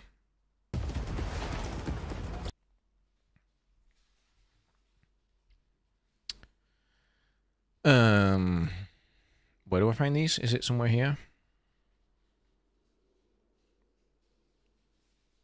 Here? There we go. Nope. Yeah. Phantom Squad. 4 soldier skins. Yeah, I don't really know. I mean, it looks like there's one for each class. So that's a question, right? You wouldn't want to be only able to use these skins half of the time, so I'm assuming you can use them on either faction. So yeah, then the question is, how do you know, like, they've got to have 2 versions, right? They've got to be like a PAX version and a NATO version. I think what they're planning to do is, you see there's a cap right here on the NG, I'm assuming. Then I guess that's going to be on PAX. And the other faction won't have the cap. They're probably going to do it that way. Same with like the ghillie suit here. Maybe they've got like the ghillie suit hood up. And maybe the other one has, like in Battlefield 3, was it? Where you've got like a, you know, what are those hats called with the rim and the kind of like Australian looking hats? I don't know the name, dude.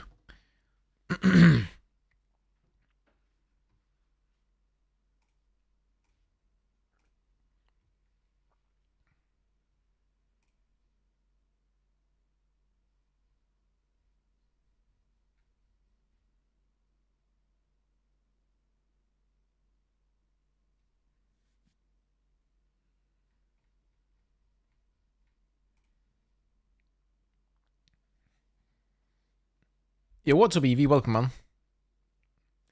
What's the news been? Oh, we'll go over it quickly. It's not super long here. And I've actually got a couple more slides I want to show you guys. This is the main one, I would say, is that they've already got 605,000 pre-orders on Steam alone. That's a lot of people that didn't listen to the "don't pre-order" spam. Or maybe they all pre-ordered like yesterday. That could have happened. Probably not, but you know. Bunch of revenue here. That's, I would guess, over $100 million on all platforms. Probably over $150 million. I don't think that's like outside of the realms of reality at all. Bunch of wish lists here. 520k concurrent users on the beta. And then this is the percentage of wishlisters who also played these titles. And kind of interesting that Call of Duty is 62%. So there's a lot of people coming over from COD. Only 48% played Battlefield 2042. I don't think it's because there aren't a lot of Battlefield players wishlisting the game. I think it's because there's a lot of Battlefield players who didn't play this title because it was kind of trash. You can just do 70 times 605k. Yeah, well, maybe some people bought the Phantom Edition. Helldivers, 32%. Old Delta Force, 27%, mum. Ye old Delta Force. But here's a couple more slides that I actually didn't scroll down enough to find before. So these are the Battlefield 6 Steam wishlist surge to 2.7 million. And here, right, we see the reveal, the gameplay reveal trailer dropped. So it went on the Steam store after the first reveal, which was like the cinematic trailer for the single player, as far as we can tell. Then it dropped on the Steam store. This is where the multiplayer trailer dropped. And then it's kind of curved up from here. And this is where the beta stopped. And it's just started. And it's just you know, continued upwards from there. So I think we're just gonna. This line is looking like it's just gonna keep on going up that way. It's probably gonna. I know these lines far too well from making YouTube videos, and in my case, they normally go and they turn into a flat line when my video stops getting views. Not sure if that's gonna happen to this. At some point, it's probably gonna stop. But I suppose we'll see when. Steam's top games by copies sold, week 33. Copies sold estimates for Steam, July 3rd to the 10th. July 3rd to the 10th. I mean, the game wasn't even on Steam then yet, was it? I think, is this supposed to be August 3rd till the 10th? Because Battlefield 6 wasn't even on there. I'm pretty sure this is supposed to be August, not July. Indies, Battlefield, AA, and a DLC. Mage Arena Voice of Magic. I have not even heard of this. I've not heard of Peak. I have heard of Titan Quest 2. And I've also not heard of Castle Crashers DLC. So I don't know if I'm out of the gaming loop here, guys, or I'm too old or what.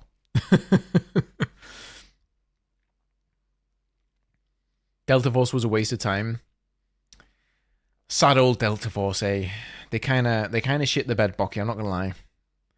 They do have the console release coming out, but I think it's going to pretty much coincide with the release of Battlefield 6, so I wouldn't want to be them right now. Let's put it that way. Hey Ghost, do you think post-launch content will work to keep players in considering games like Ark Raiders, Black Ops 7, and GTA 6 are coming out? I don't think Black Ops 7 is a threat at all. Like, what do Black Ops 7 have to do to pull players away from Battlefield 6?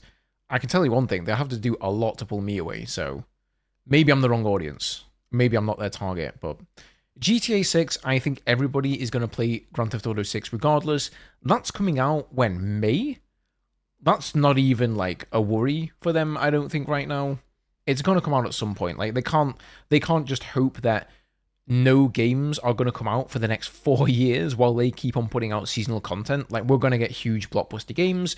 People are going to go away from Battlefield 6, and when a new season comes out, they're going to come back to Battlefield 6 and try out the new season. At least that's the hope, right? So I think they need to make more content for this game than they did with 2042. That's for sure. They need like 2 maps per season. They need to do big things. Like, they need to bring naval warfare, attack boats, huge things like that. That's going to really change the game and bring back, like in a year from now, right? Everybody, like a lot of people have stopped playing the game. They've moved on to new and exciting things. Something that's going to make you stand up and take notice and be like, wait, what? They just added what to Battlefield 6? I'm going back, dude. 1 map and a couple of guns. Is it worth installing for? Maybe not to a lot of people, you know? Let's call a dog a dog. It was the biggest piece of shit they ever gave us. That's fair. That's a fair assessment.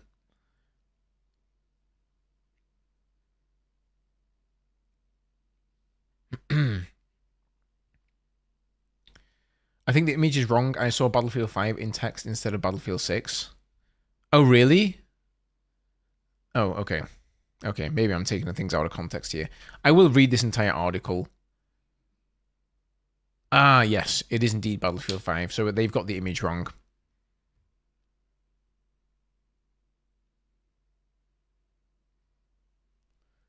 That's probably going in tomorrow's video, along with the new server browser changes.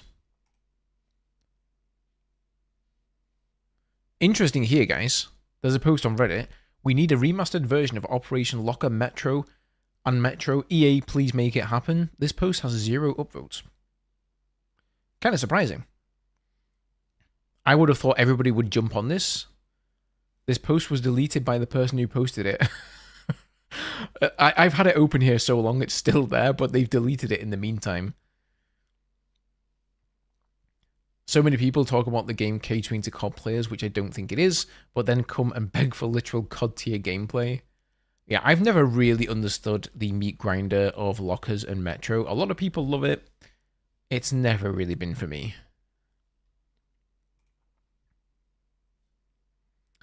Weren't they botting players? I mean, well, it's kind of hard to prove, isn't it? I think they were. I think they are. They were definitely botting reviews. That's pretty much like proven, as in Cadwoman's video. What I find strange is that Delta Force know that, at least when it comes to the warfare side of their game, they have the same audience as Battlefield.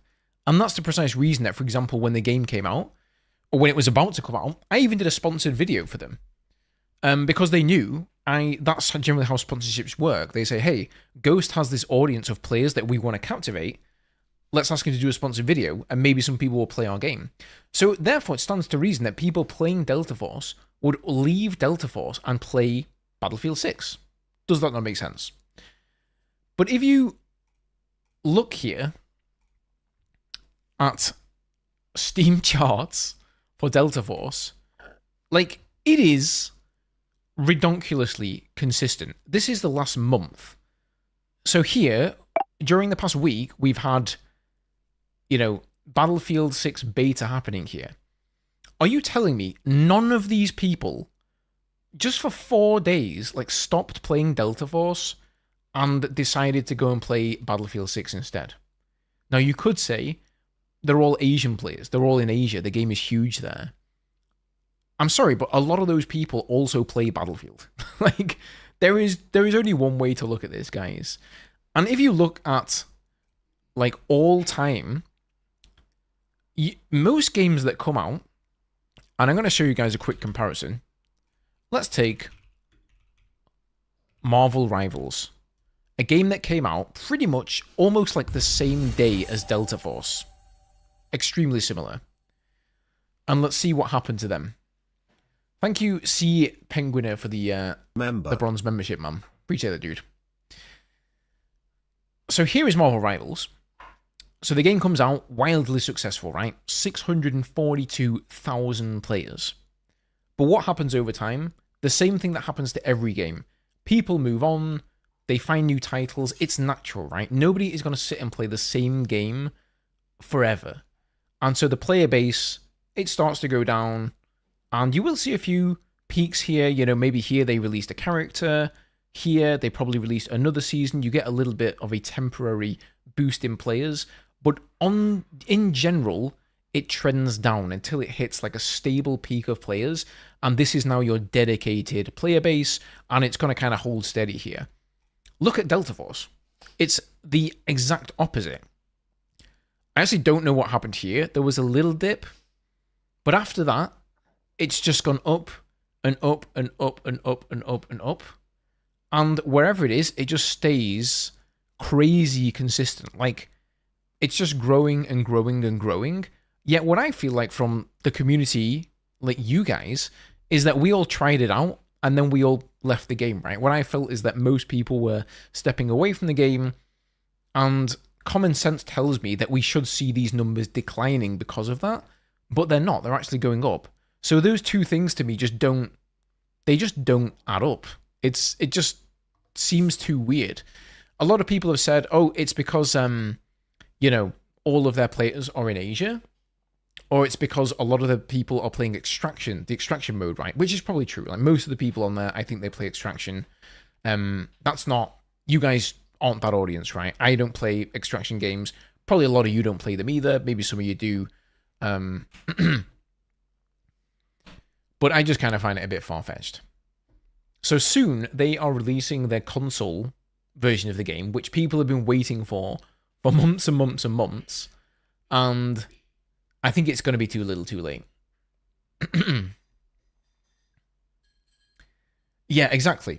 As Torbis is saying here, they're super consistent. Exact same time every day. The same peak. It's just... And to add to that as well, if that was the only weird thing, I would be like, okay, let's give them the benefit of the doubt. But then when you add to that they've basically been caught botting reviews on Steam, they've sort of said they're going to listen to what the community want, but at the same time they haven't listened to it. They've blatantly lied about skill-based matchmaking in the game. Again, it's hard because these are things we can't really prove. We cannot give definitive evidence that skill-based matchmaking is really strong in the game, or that they have been botting reviews, even though the evidence looks solid. It's not proper evidence, right? And it doesn't really matter. There's nothing we can do about it.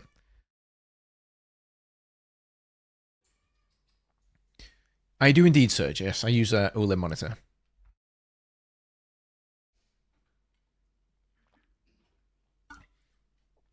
Does it differ on the weekends?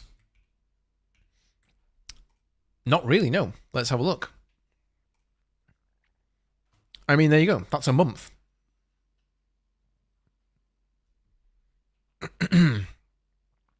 Tuesday. Monday. Monday's what? Let's zoom into 7 days. Here we go. 180k. Sorry, 190k.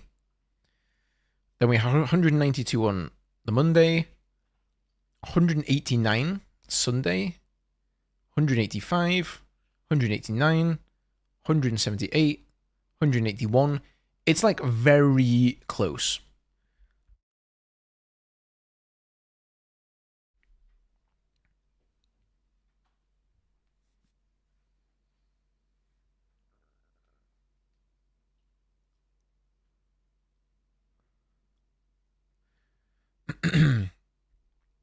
Why are you milking viewers? Average player and shill Battlefield 6 is garbage, let's be honest. Why are you even here, Kingdom of Games, if you don't like me or Battlefield 6? Answer me that one, dude. I will never understand that. People who are like, I hate you and I hate the content you make and I hate the game that you cover, but still here you are. This will just never make sense to me. Yeah, rage bait for real.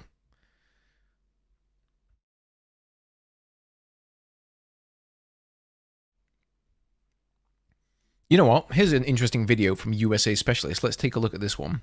It's called Battlefield 6 Makes Delta Force Look Desperate. And this video has kind of popped off for him. It's got 42,000 views here. So let's see what he's got to say on the matter. All the way back in March, I called out what many Battlefield creators are starting to realize just this week. Because as we make our way through the Battlefield 6 beta, a beta that's already beaten Call of Duty's all-time player count on Steam, Delta Force is continuing to look more and more desperate and more sus. But all this really started all the way back in March, where I made a video called 100 Days in Beta, where I scrutinized the practices, failed promises, and ultimately the lies of Delta Force, a game that's backed by one of China's biggest tech conglomerates, Tencent, and a title that's a clear ripoff of 2042 as it chases the straggling player base left over from that game's failure.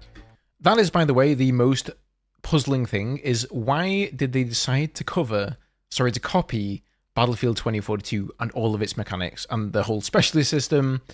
It doesn't make any sense to me, dude. However, while Delta Force released all the way back in December to well-earned fanfare, the game has missed every single checkpoint thus far and has revealed itself as a blatant cash grab, while the developer is seemingly inflating player numbers, botting YouTube videos, and trying to steal Battlefield's momentum as a way to prop up its struggling skin economy. Right, we didn't cover this, but let's, again, just for transparency's sake here, let's take a look at the player numbers. This is a month, so apparently nobody played Battlefield 6's beta. Okay. This is a week, pretty solid as well, so nobody's like coming on more at the weekend. And yes, they have definitely botted reviews for this game and botted their videos. Like, if you go and look at their YouTube videos, you will find videos there, some of them with 5,000 views. The next video has 5 million views. Uncanny, right? Very strange. And while I do honestly believe Delta Force is, or at least could have been, a great free-to-play shooter with its amazing weapon customization, tense operations mode, and stunning campaign, the game is ultimately propped up on a bed of lies, delays, and bait-and-switches.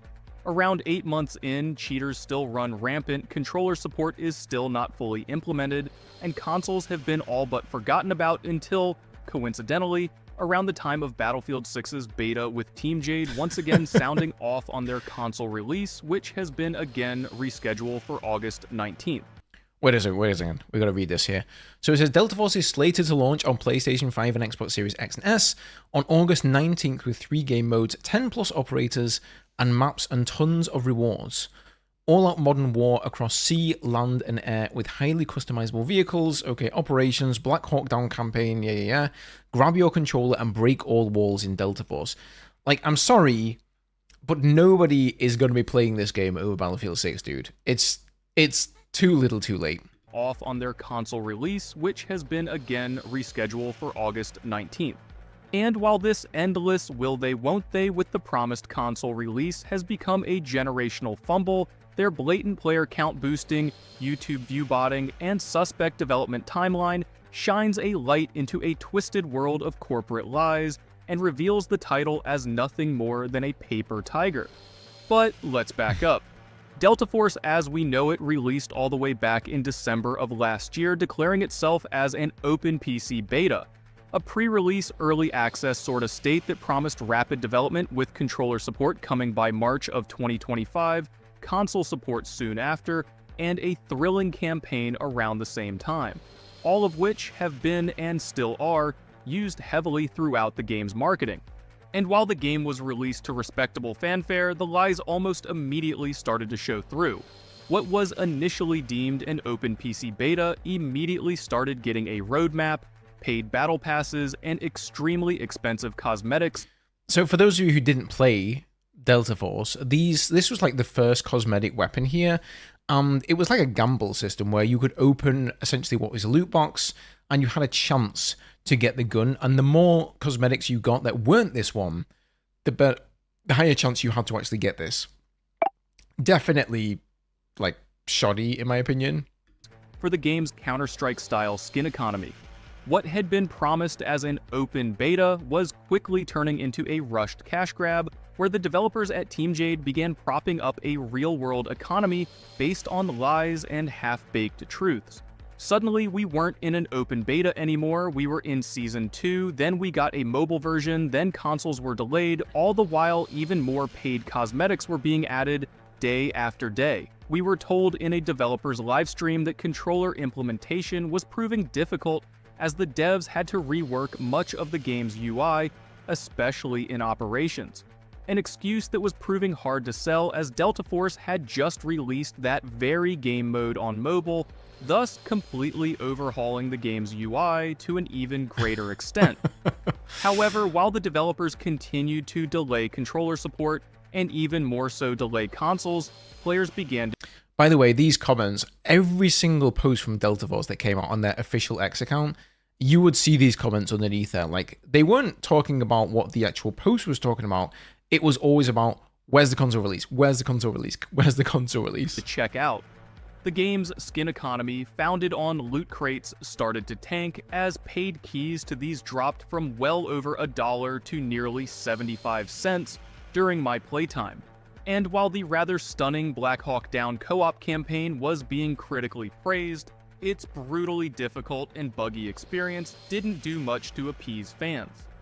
Delta Force was struggling, missing deadlines, and still not available for casual fans on console, as controller support was proving to be the most difficult development process known to man. But throw in a never-ending war on cheaters that Team Jade was starting to make their entire identity, and that's when I started to put on my tinfoil hat. Yeah. All the way back as early as December, Team Jade started weekly reports of anti-cheat enforcement, something that was seeing around 10,000 players banned every single month. However, the game continues to not just recapture those lost players, but exponentially add new ones month after month. So that's a great point there as well, yeah. They would basically put out these like sort of info sheets on how many cheaters they'd banned from the game, and it was like ridiculous numbers, like 50, 100,000 cheaters sometimes. But like player numbers just never went down. I don't know, maybe they were just getting more and more players or something, but that seemed kind of sus to me as well there. I've made videos about this before, calling them out on this sort of stuff. As of the end of July 2025, Team Jade has handed out over 49,000 10-year bans, nearly 27,000 devices blocked, and 13,700 DMA bans, totaling just about 90,000 players banned across the 8 months Delta Force has been public. And all the while, the game's Steam numbers continue to grow exponentially, even while, as many Battlefield fans have pointed out, Battlefield's beta continues to set records with over 500,000 concurrent players. And remember, these are all Steam numbers coming from Western countries, as Delta Force actually has an entirely separate build for the Chinese market. So somehow Delta Force is banning 10,000 players a month. That's a good point as well, right? They do have a separate build for the Chinese market, and we know this because before the first season came out for Delta Force, we'd seen footage from the Chinese build because they already got the season like way in advance of the Western market. So that argument that all of the players in there are in Asia doesn't really hold water, at least in my opinion. You know, I think even the argument that they're all like extraction players. Well, I'll tell you one thing. When Arc Raiders releases, I haven't played it yet, but I've heard good things about it, then surely then the player numbers on Delta Force have to, you know, take a bit of a hit, right? While its direct competitor hosts a record-setting beta and still manages to not just hold even, but grow at a noticeable rate. With so many players being absorbed by Battlefield at the moment, like legitimately 500,000 at any given time, Delta Force should be feeling some sort of pressure, but is somehow instead flourishing. Throw in the fact their trailers were outperforming games like Marvel Rivals. Right. I was mentioning this earlier as well. Exactly what I'm talking about here. Like, Delta Force's account don't have anywhere near as many followers, and their trailers, like the number of views they get on them, just does not add up. We'll actually go over to their account and I'll look at their videos and show you. You'll also find, by the way, comments on those videos that are clearly bots. While at the same time having a third of the comments, and I'm pretty confident in saying that Delta Force is using some shady tactics to get the appearance of such engagement, as well as possibly just lying about their anti-cheat numbers. And trust me, as someone who works in corporate America, specifically in digital marketing, I'm no stranger to seeing paid bots or view farming being used as a legitimate technique to drive engagement. Hell, a while back, Delta Force was openly paying creators to upload videos about their game and even offered a pay-per-view scheme, which I feel is a rather strange thing to do for a game that's apparently doing so well. So, in my opinion, as someone who's seen these sort of strategies used in legitimate marketing schemes before, here's what I think is happening.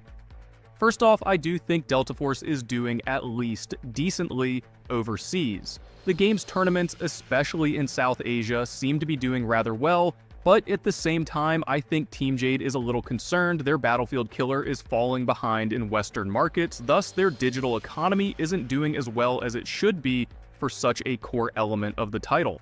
Essentially, they need players to keep faith in the game, otherwise the player base could lose confidence and stop trading skins, thus creating a legitimate micro-recession where players dump their skins and leave the game.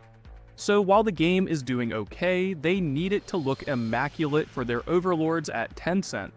Thus, I believe they've started implementing some nasty tactics like viewbotting their trailers, dropping core development features to focus on skins, and potentially utilizing some sort of real-world view farming to inflate their player count. It really does feel like that. They want, on the surface, it's all like face, you know, they want the game to basically appear to be incredibly healthy, even if it's not. And so then more people will go in and play it, because I think they're acutely aware that if there's a game that doesn't have a solid player base, nobody's going to go and play it.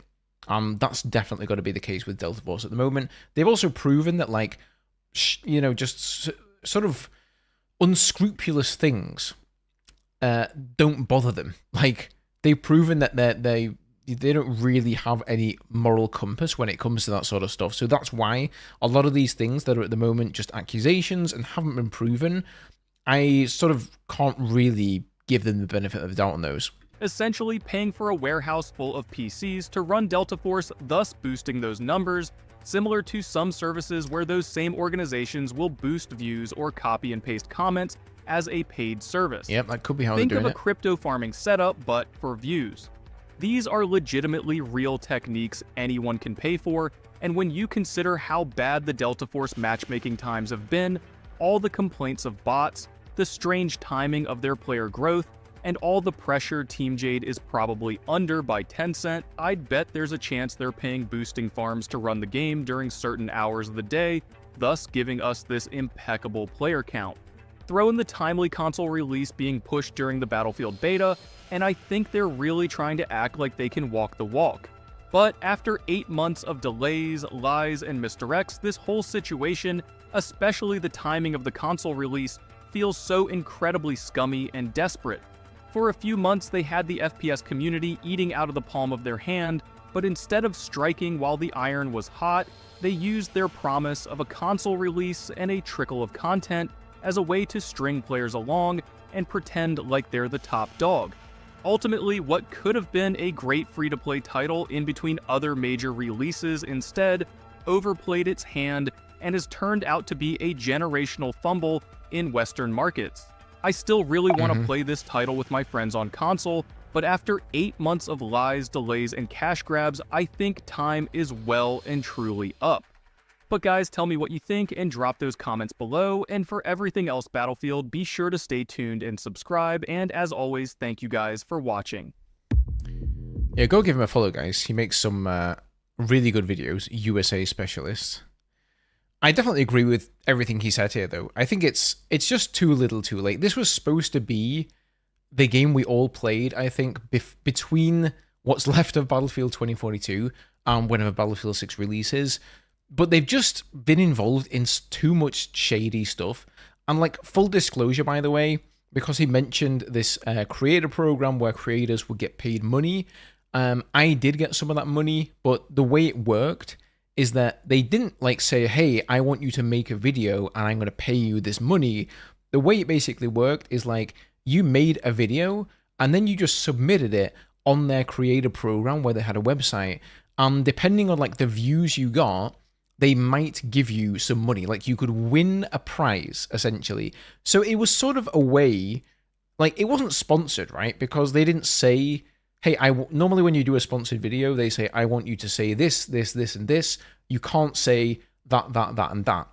This is not the way it goes. I've actually made videos, guys, literally shitting on Delta Force and calling them cheats, and then submitted it to their program, and they still paid me for it.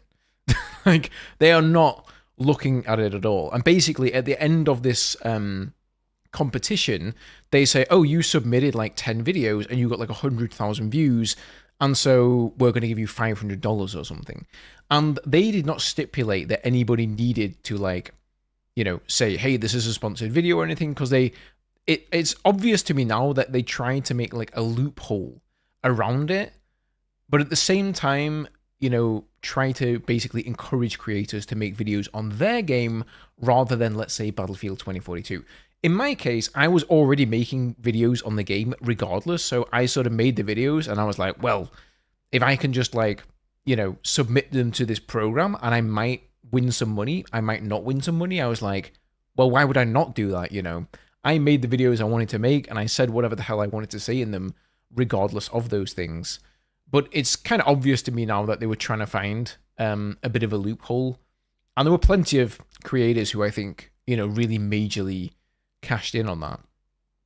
But I think it shows now, like, they're still doing these programs. And the fact that nobody's making videos on Delta Force, even though they literally, like, pay you for it, I think it speaks a lot to just how much people don't trust them anymore. Going on a free holiday to EA is a form of payment. That's true. That's true. Yeah, I mean, you've basically got to think of, like, any time they do you a favor, even if it's not money, it's like some form of sponsorship, right? Because there's a conflict of interest. You know, even if they, like, invite you somewhere, or they pay for something of yours, or they say, hey, you can get early access to something, it's always a conflict of interest because you're always going to give them the benefit of the doubt because they've been, nicer to you. But yeah, I think it's fair to say that Delta Force is cooked, at least when Battlefield 6 gets here. I played Delta Force multiple times, but it really feels cheap, like Temu Battlefield. Yeah, I think that's what most people feel like as well, dude. It's not much of a replacement. And even just looking at the footage of it now, I kind of feel for USA Specialist, because he must have had to go back and record that footage, unless he had some like laying around on a hard drive, you know, in order to make that video. And I'm not sure that I could actually do that. Like, I think I still have the game installed, but it's just, I don't know. They've actually tried to claw me back many a time. Like, whenever there's a new season, I've actually got a Discord channel with some of the community managers. They've got like a direct line to me. They keep spamming me there, you know, telling me, hey, Ghost, there's like a season coming out. Do you want to come and check it out? And I'm like, nah, not really. I'm just kind of good. They've even offered me like a contract for like $1,500 a month. And I think it was to make 4 videos and like 6 YouTube shorts or something. It actually didn't turn out as like great money per video. And again, it was the same thing. They were like, hey, you can just make videos on like whatever you want, but as long as you make this many videos, we'll just like pay you $1,500, but you don't have to tell anyone. And I was like, no thanks. Like, I don't want to get paid for making videos I don't want to make, you know. As soon as somebody says you have to make X videos per month, it's not fun anymore. Then it all goes out the window. What's the point? Duckshots, what is my rating for Battlefield 6 so far? I would give it...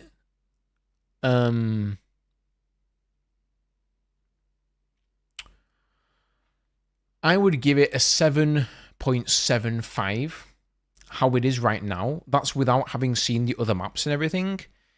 If they fix up the vehicles, and especially the air vehicles, and improve them, and also if the rest of the maps are larger and good maps, then I would give it probably close to like an 8.5 or a 9 or something.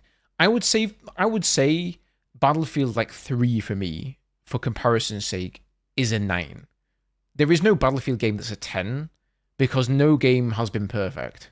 Even the games we'd like to talk about as the best Battlefield games, 3, 4, 1, like, there's still a bunch of things wrong with them. And used to be a bunch of things wrong on release that got fixed later down the line. So yeah, I'd probably say it's going to end up like an 8.5, which is good. You might say it doesn't sound that high. That's actually very high. That's very good. It's a 7.8 out of 10 just based on it being playable. Well, that's funny, Tobias. You gave it almost the exact same rating as me. Great minds think alike, eh? Oh, cheers, Jim. Appreciate that, man.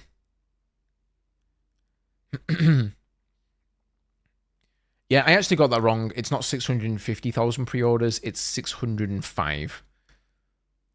So, my bad on that one. But nevertheless, a lot of monies. BF3 is so rough to go play right now. Oh, yeah. Like, I'm saying, though, like when it was in its heyday, I think you've got to compare it to... You can't compare it to BF3 now. You've got to compare it to BF3 when BF3 came out, I would say. People who say 7 out of 10 is mid doesn't understand how grades work. Yeah, exactly. Like, I would give...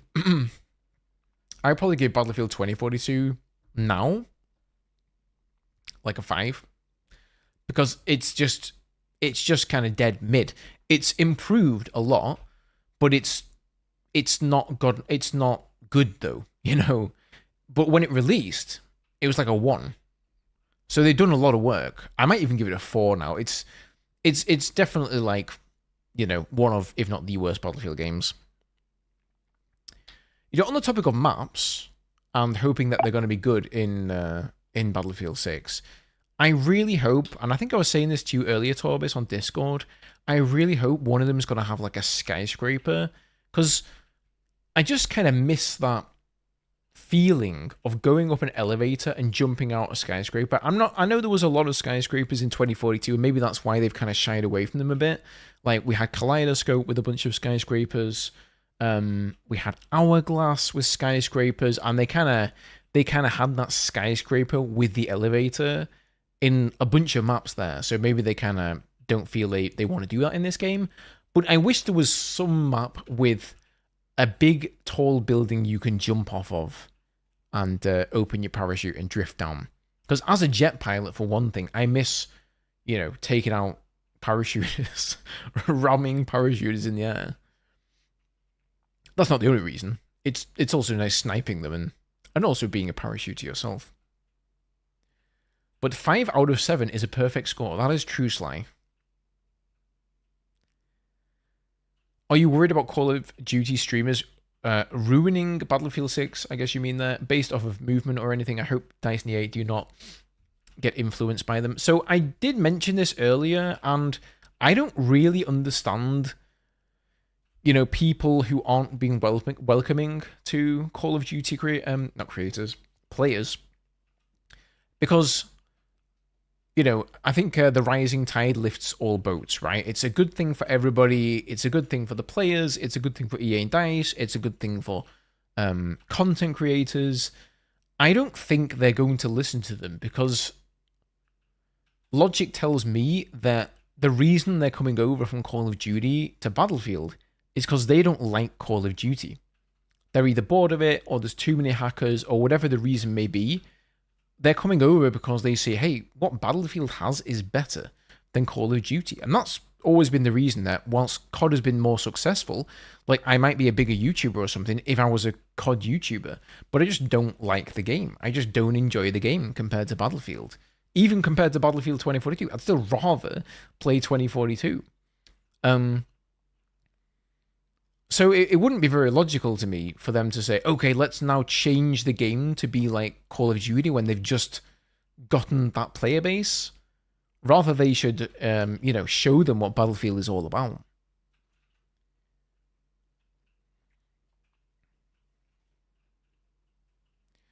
"2042 made me lazy. It was too easy." Yeah, it is very easy. You've really got to change, like, how you move. I think a lot of it, Jim, comes down to just new maps, though. Especially Siege of Cairo. Like, learning to play that map is tough, man. You really have to, like, know where you are and where the potential angles are. Indeed,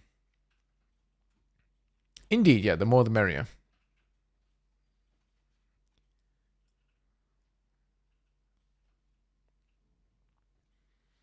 I'd also like to see return to complex Easter eggs.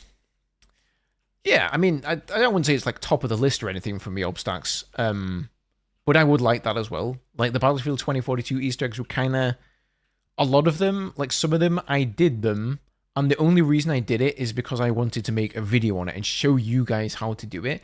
But had I have not been making a video, honestly, I probably would have just said, nah, it's not worth the effort. It's not fun and interesting enough.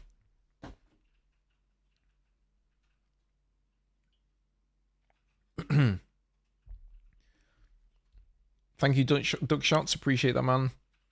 Do you think we will get more jets?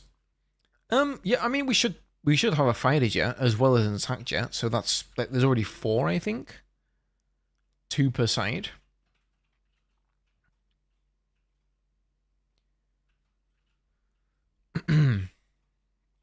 Yo, what's up, Virus? I need a fatal snipe to be fixed in Battlefield 6. You mean removed by fixed? Yeah, it's a bit of a controversial one, that, isn't it? Oh, Sweet Spot as well. Sweet Spot. I don't think a lot of people like Sweet Spot. Like, most of the time you get a kill with the Sweet Spot mechanic, it's like you didn't even know you would get the kill anyway. So, like, if you're not actually playing around it and saying, "Oh, I'm just in range for the sweet spot. Let me shoot now." Like, nobody's doing that. It's just like, I got a one-hit kill. Nice, cool. That doesn't seem like a clever mechanic in my opinion. I feel you, Brad. I feel you, man. We're all here in Battlefield Purgatory together. I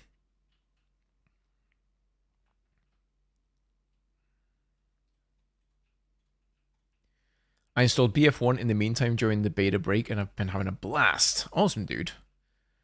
I can't really play Battlefield 1. I don't like the gameplay. It's too slow for me.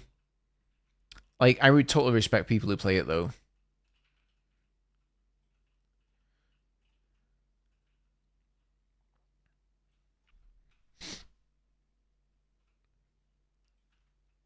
Speaking of Jack Frags, I hope he chills out showing glitched and only focus on the Easter eggs, because as soon as he dropped the rooftop glitch video, I had it in my next playtime of the beta. Oh, did he do a video on that? Oh, okay. I wasn't aware. Yeah, I saw this on I think it went on Reddit first, right? Like how to get up on that rooftop. They've got to fix that though. There were a bunch of glitches though that made the maps unplayable. Once that came out, it made Siege of Cairo unplayable, and then we had people you know, like goading their way up the central mountain in what's it called, Liberation Peak. I keep calling it Domination Peak, but it's apparently Liberation Peak. Once that happened, it was crawling with snipers, and that was totally broken there.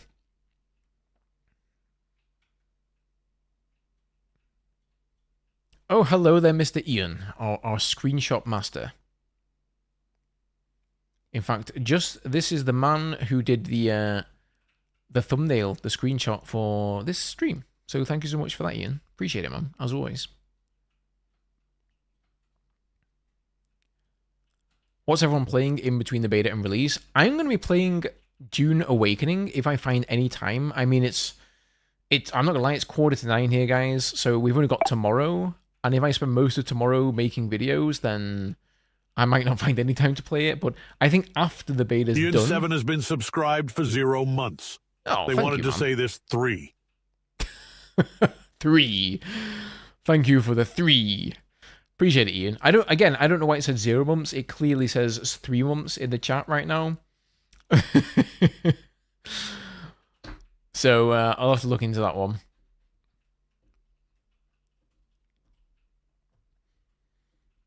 I downloaded BO3 yesterday, and the server browser is through your web browser. Oh, you didn't know that, Sponge? Oh yeah, dude. Battlelog, man. Legendary times. I actually like that. But that's probably just me. I weirdly got addicted to Quasimorph End of Dream. I can't say I've heard of that one, Tignot. Burning through Mafia the Old Country during the break. Oh, that game's out. You know, I did buy all of the Mafia games. I think there was a bundle, like, not long ago. And I bought that, thinking, like, I would buy the Old Country eventually. But I probably won't buy it anytime soon. Oh, it came out on the 7th, yeah. Oh, it's only got 70% positive reviews. I mean, that's not bad, but I just kind of expected it to be in the 80s at least. Why has it got only 70 then?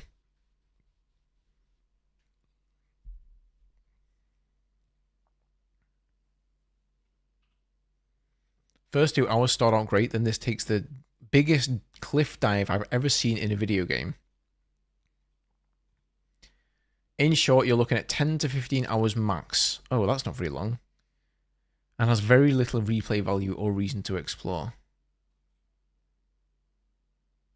Why is it a negative? Well, lazy devs went ahead and bought an Unreal Engine 5 asset on the open market and slapped that onto the game. Ah, I see. That's it. Oh, okay. Well, it still seems alright, though. Sometimes you've got to look at the reviews for games, haven't you? Because sometimes you just see, you know, the game get crapped on, like a ton of negative reviews, but all for one thing that may not apply to you as a user. Yeah, I mean, I don't know, $50 for like 10 hours, that's quite a lot of money. I mean, for me, I'm just going to buy it then on a sale, and I will be happy with... sometimes I like when a game is only 10, 15 hours, and I'm like, oh, wow, look at this, a short game. And now I'm done with it, and now I can just put it down and go on to the next game. When I have a game that's like open world and I've got about 100+ hours, I'm like, oh dude, I gotta play this game for months before I finish it. I mean, I like it at the same time, but it's, you know, it's still a slog. You know what I mean? Like, it's kind of a love-hate thing with big open world games. Oh, by the way, guys, speaking of Twitch, since we have some more viewers on Twitch these days, anybody who's like, I don't care if I watch you on YouTube or Twitch, if you watch on the Twitch side, that will actually help me out a ton, because I would like to apply for a partnership there soon if I can, but it depends a lot on, like, you need like 75 average viewers overall. I'm hoping, because I've already got like a following on YouTube, that they're going to take that into account and hopefully accept me. And like, once you get accepted, you're a partner, I think, like forever, unless you do something really bad. What was that? You would only watch on Kick, Kevin. I'm afraid I'm not on Kick. But of course, anybody who doesn't want to go to the Twitch side, that's understandable. We do indeed, Jim. It's beta time again on Thursday. I've got a few things I want to do in this beta. I haven't played a lot of Engineer or a lot of Recon. I mainly stuck to Assault and Support, so I do want to play some more of those. I also want to play and use some of the weapons, like the SMGs. Obviously, didn't use many snipers either. Well, there's only one sniper, right? So that's something I'll look into there. And then there's the new map. I think the new map... Oh, also... Rush mode, that's going to be pretty big. Thank you so much for the follows, guys. Appreciate it. Let's do the Twitch like we did last summer. Where do you live? Where it's still so bright outside? I live in Iceland. Yeah, it stays kind of bright all summer long. Well, it is only 10 to 9 here, so it's not super late yet. Oh, you just switched from YouTube? Cheers, Rogue. Appreciate it. No worries, guys. If somebody's like, I don't like Twitch or anything like that, you know, it's fine. It's fine. But if you're literally like, you don't care one way or the other, I'm just putting it out there.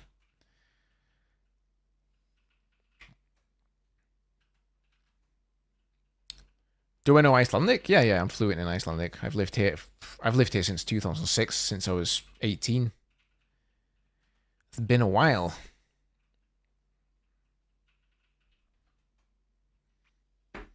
You only have YouTube, Sponge. Not a worry, my man. I'm just thankful you guys are here. Really, really appreciate it. By the way, anybody who wasn't here at the beginning of the stream, there is... let me find this post, in fact. I've been thinking about making some channel merch, guys. And I'm trying to, like, gauge interest.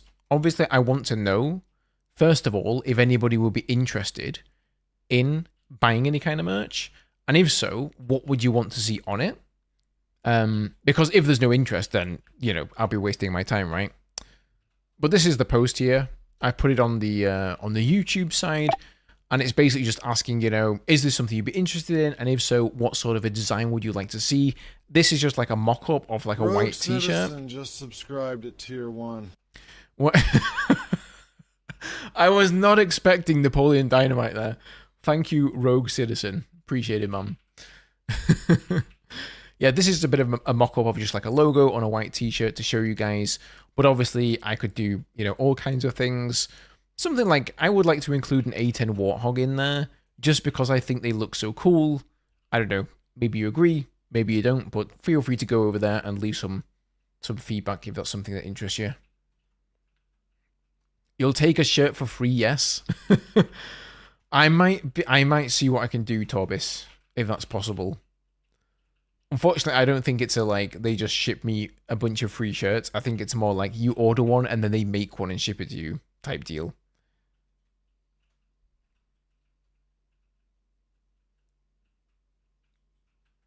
I'd never wear a YouTube channel's merch.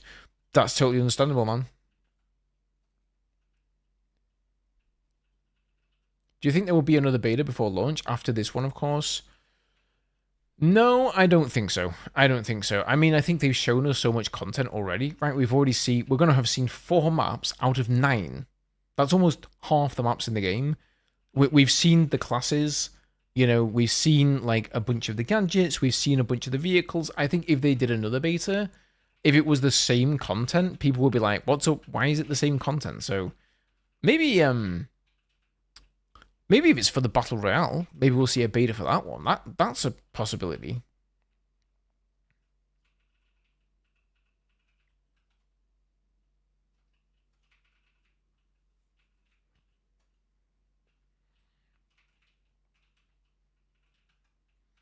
Technically, someone wearing your merch in public is a free advertisement. That is true.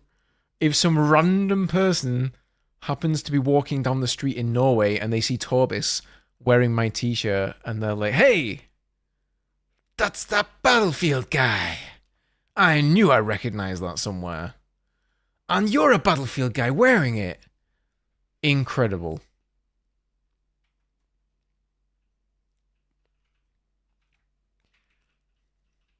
You'd buy a nice ball cap? You're the second person actually to say that, yeah. Some sort of headwear at least. Should bombers be added to the game? I mean, technically we already have bombers, right? Because now the attack jets get bombs. Although I'm not... I feel like JDAMs in BF4 were better than the bombs that we got in the beta. I'm not like a huge fan of the bombs, but, you know, they get some kills. They're the best thing on the jet at the moment. Do a shirt but with a smaller logo on the chest. I'm not a... Or on the crest. I'm not a biggest fan of massive logos on shirts. Yeah, that's just like a super quick mock-up just to show you like very loosely what it would look like.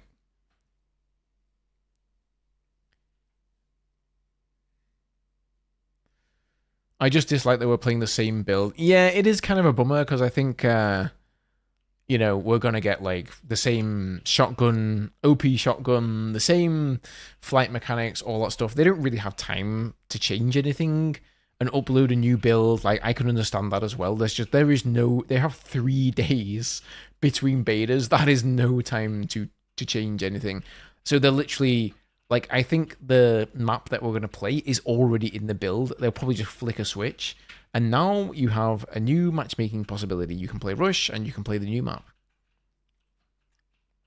And that's just how it'll work.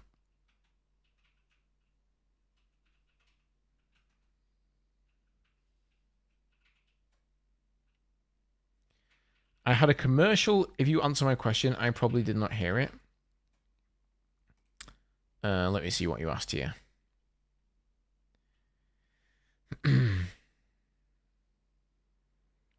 Talking about Delta Force, do you might know how to switch toggle zoom on helis to hold zoom? I have no idea, dude.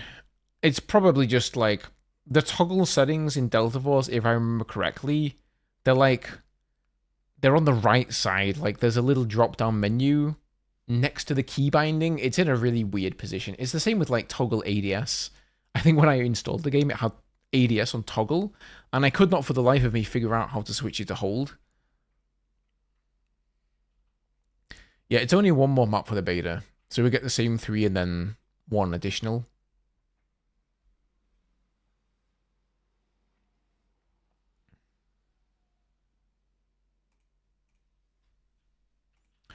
Should shit buckets be added? I think so. I think they should.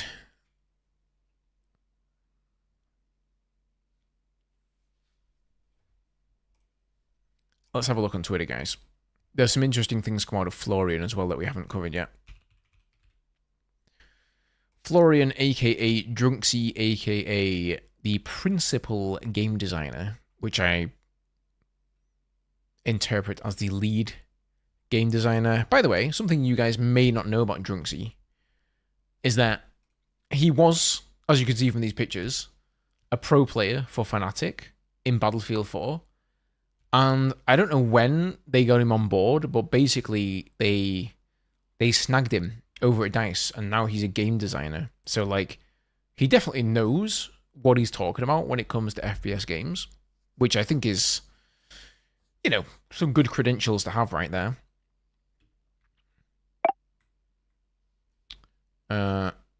Let's see here if I can find this. I'm not sure it was a post or it was a reply. Nordoff Skyrim just subscribed at tier 1. Thank you so much for the sub, sir. Appreciate that, man.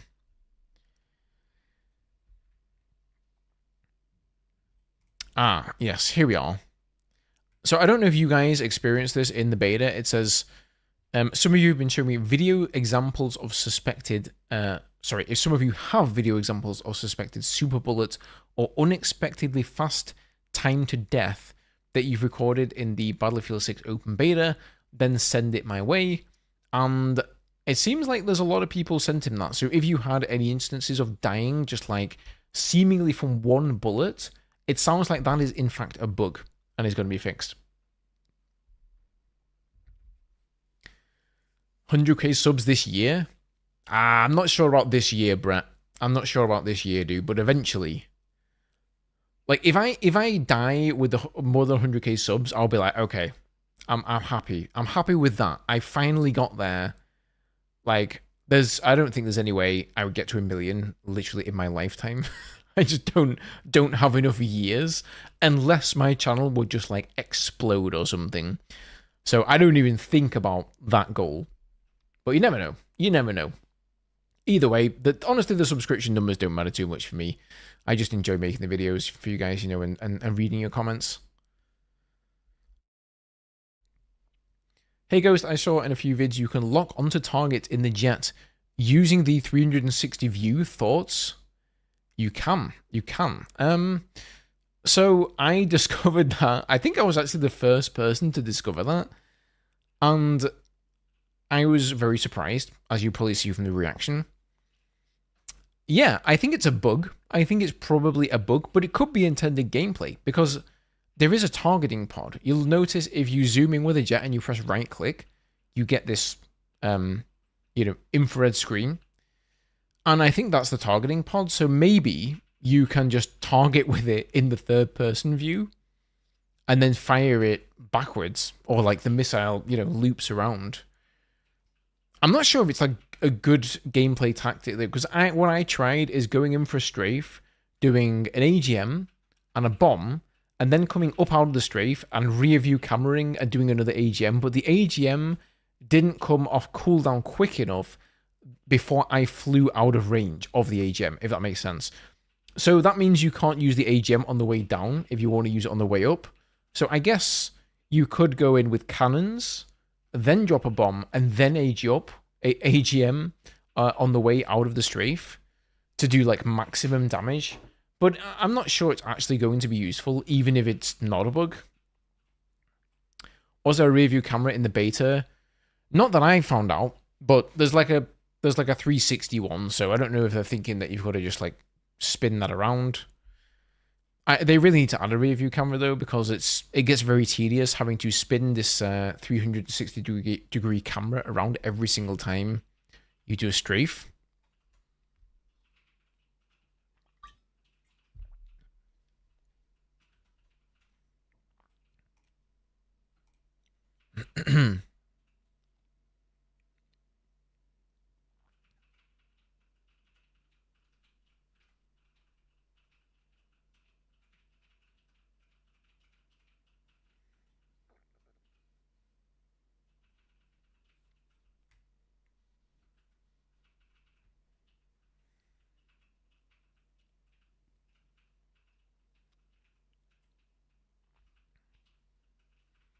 Yeah, hopefully they add it back in.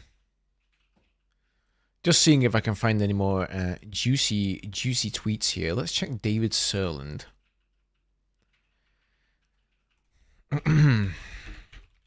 See what he's been spamming. He's been very active on Twitter over the past like week or two.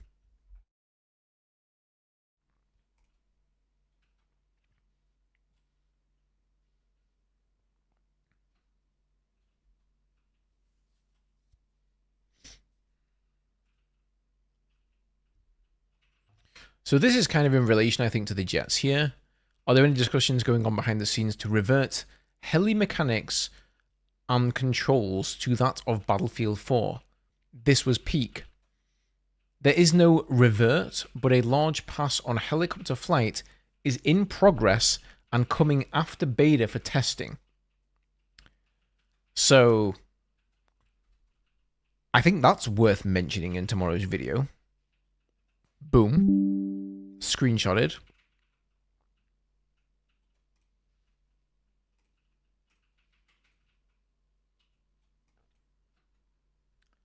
Let me go put that one on the desktop there so I don't forget it. What is meant by large pass? Large tuning pass, as in we've looked at many parts of the flight model, taken a pass to move it based on feedback and our own goals from where we were at in beta.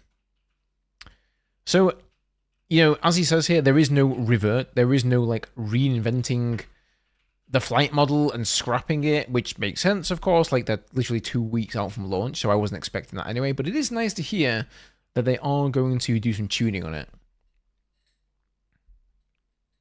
Are there more guns coming in the open beta weekend too? Nothing's been confirmed, no. I mean, I wouldn't say definitely not, but we haven't heard anything at least. Maybe they're going to, like, shadow drop a couple of new guns for us. But I don't think they actually told us when the first beta weekend was coming how many guns we were going to get anyway.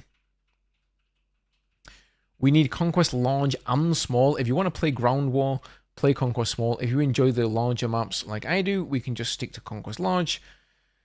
I mean, I think it's going to change a bit, SMH, when they have the other maps in there.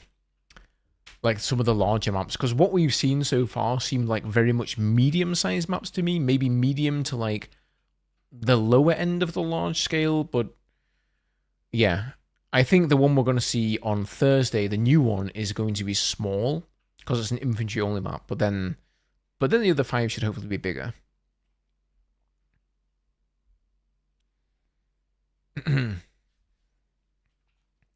Yo, what's up, Erwin? Welcome, dude.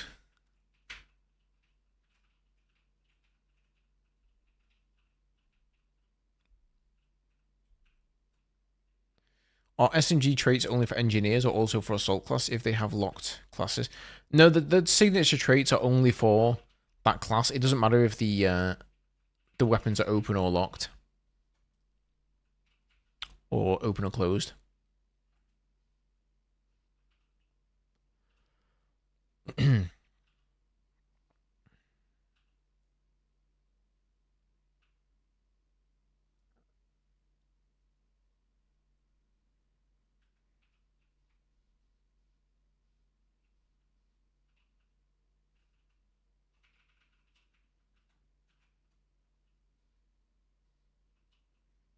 Is BF6 worth it? Of course.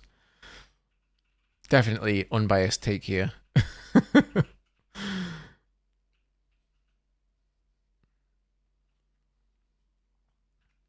Any plans to be able to launch friendly vehicles unrealistically far? That was a staple point of the original. So he's talking about being able to launch like a Jeep with C4. You know, you put all the C4 underneath it, you trigger it, and it goes up on top of a skyscraper. And he says we're in favor of these mechanics in general. I think we were looking at something here a little while back. We'll see. We covered this in today's video, of course.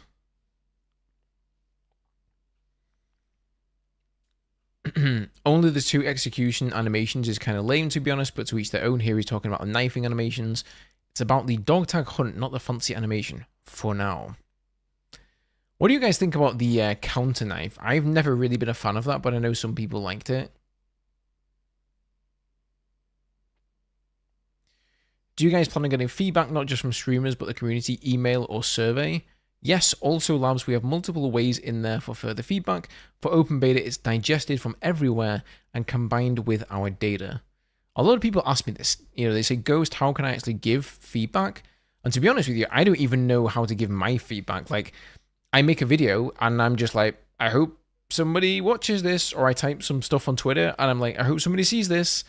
And I'll tag David and I'll tag the community manager and a few other people, but they usually don't reply to me. So I have like no idea myself even how I'm supposed to give feedback right now. I think the important thing is that you're putting it out there though. You know, If they don't look at it or they don't read it, then that's on them. You've done your part, right? Yeah, the counter knife was really bad. It did not feel good. Definitely agree there. Why does one base repair the heli and not the other? Oh, little Timmy. Little Timmy, little Timmy. The things I've been learning in this beta build. So the reason is because it's bugged. I really hope it's bugged. Yes. So what you will see is he's talking about the resupply, like attrition boxes here that appear on either end of them. I think he's talking about Liberation Peak. So the one that appears for NATO does not work for NATO. Even though the icon appears for you in-game, it does not resupply air vehicles. But guess what? Both of them work for NATO. This took me forever to realize, right? I was constantly flying over it when I was streaming, just like, why am I not repairing? Why is my jet not repairing? What am I missing here? Until somebody in the chat told me, oh yeah, it doesn't work. So if you end up on the NATO side, in a helicopter or in a jet, you're pretty much screwed. I would say you're less screwed in a helicopter because you can land and get out and repair, but you cannot land the jets. Which leads me on to saying, by the way, I would love to see airstrips, aircraft carriers, something like that, somewhere you can take off with the jet from and land the jet on as well, so that you can repair. I tried to land the jet on Liberation Peak on one of the roads there, you know, way like behind the deployment, and it's clear that it's just impossible. You don't get the Battlefield 4 mechanic where when you come close to the ground, the landing gear goes down, and it's like there's this magnetism that the jet has with the ground, right? It slows down and it sort of assists you in landing. Same thing in Battlefield 3. That doesn't exist in Battlefield 6 at all. So you are just not supposed to land the jets. Which was also the case in 2042, sadly. I thought that was some of the most immersive gameplay ever, was landing your jet, repairing, and then, you know, being able to take off, and you're on like uneven ground and there's a tree in front of you and you're like, oh my god, is this going to work? That's all gone now, hasn't it?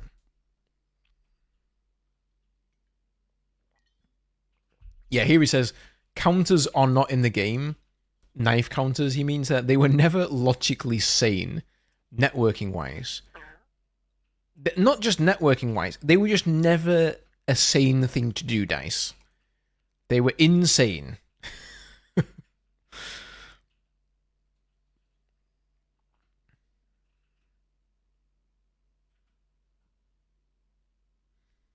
One time during the beta, we didn't have a full lobby for breakthrough and it had bots.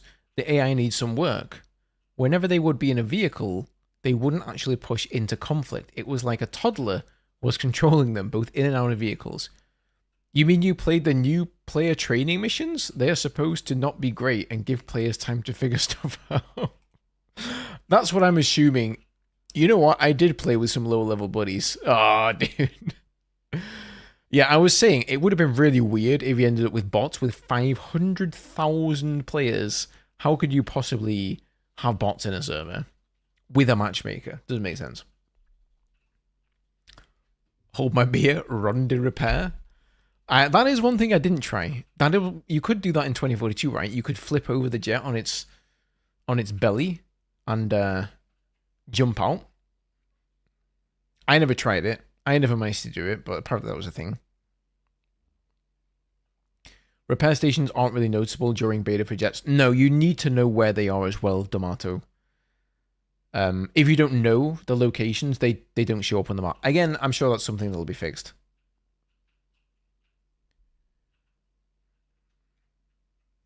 If you land the heli near the creative repairs. Well, yeah, but like it doesn't repair you if you're on NATO. Like it doesn't work for your side at all. So it doesn't matter if you land there. If you're NATO, then you're good. But if you're PAX, then GG's. Any idea what the campaign is going to be like? Like Battlefield 4 had some campaign weapons and challenges to get the Phantom Bow.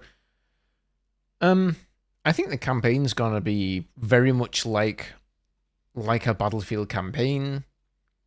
5 to 10 hours long. Probably pretty cliche, militaristic. I don't think it's going to be bad. I don't think it's going to blow me away. I think it's going to be just decent. And that's fine. Like, I'm not playing Battlefield for the campaign. I'm not going to be talking about the deep narrative or the replayability. Oh, let's do like hard mode camp. I'm probably not going to be doing any of that stuff, guys. I'm just going to play it once on normal, and my conclusion will almost certainly be, it was alright. And then I'll go back to multiplayer. And I suspect that's what most of you will do.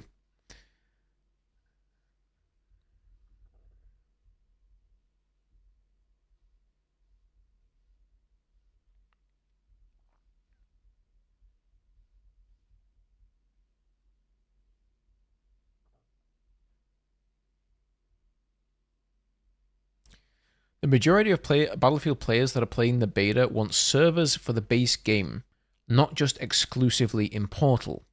Servers are how communities are built. Just for clarity, this is the same thing.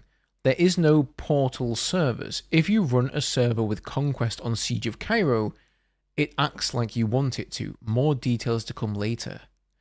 I am so curious about this server browser. Like, you can tell that they are really going out of their way to not tell us all the details. Like, he's being very vague all the time with it. And I think the reason is they know it's a touchy subject. I think they want to communicate it in the right way. And they probably want to put up a very in-depth blog post explaining exactly how it works. Because they know if some dev comes out and says something about it, he's going to get 1,000 questions.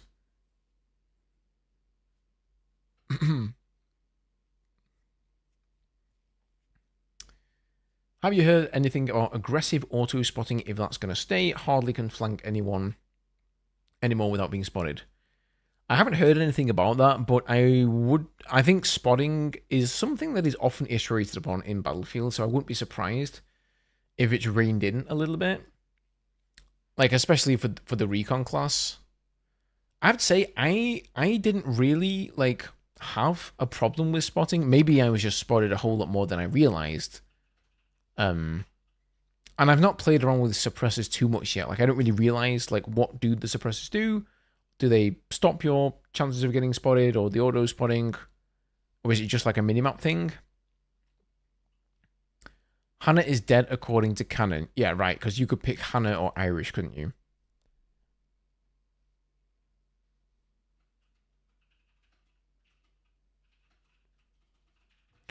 I think that's all David's got for us. What do you think of the supply crate giving heals and ammo? Do you think the smaller ammo and med patches like in the other Battlefields could make a comeback? I wouldn't be surprised if they did that, Jimbo. Yeah, they could bring that back. Just like, you know, an ammo and med pouch that you just give to one player, but short and snappy. Because the bag at the moment has quite a lengthy animation. You know, you can't throw it down super fast, but it's not super long either. So I'm not sure it would see as much play. I think it makes the support class very powerful, though, that they can resupply both. I also wouldn't be against them giving the ammo to the assault class. I do think weapon sling for the assault class needs to go, though. I'm not a fan of that. Like, having a pocket shotgun all the time, especially the shotgun that we have at the moment, it just doesn't seem like a good idea. I think double launchers needs to go as well for the engineer. Like, they said that that's going, but, like, I'll believe it when I see it because it's still in the beta right now.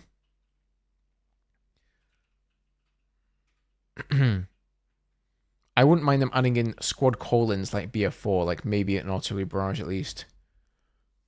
Yeah, I mean, I think they could do some call-ins without it turning into Call of Duty, right? With like Predator missiles and nukes and stuff. Or cruise missiles like in Delta Force that nuke the entire team.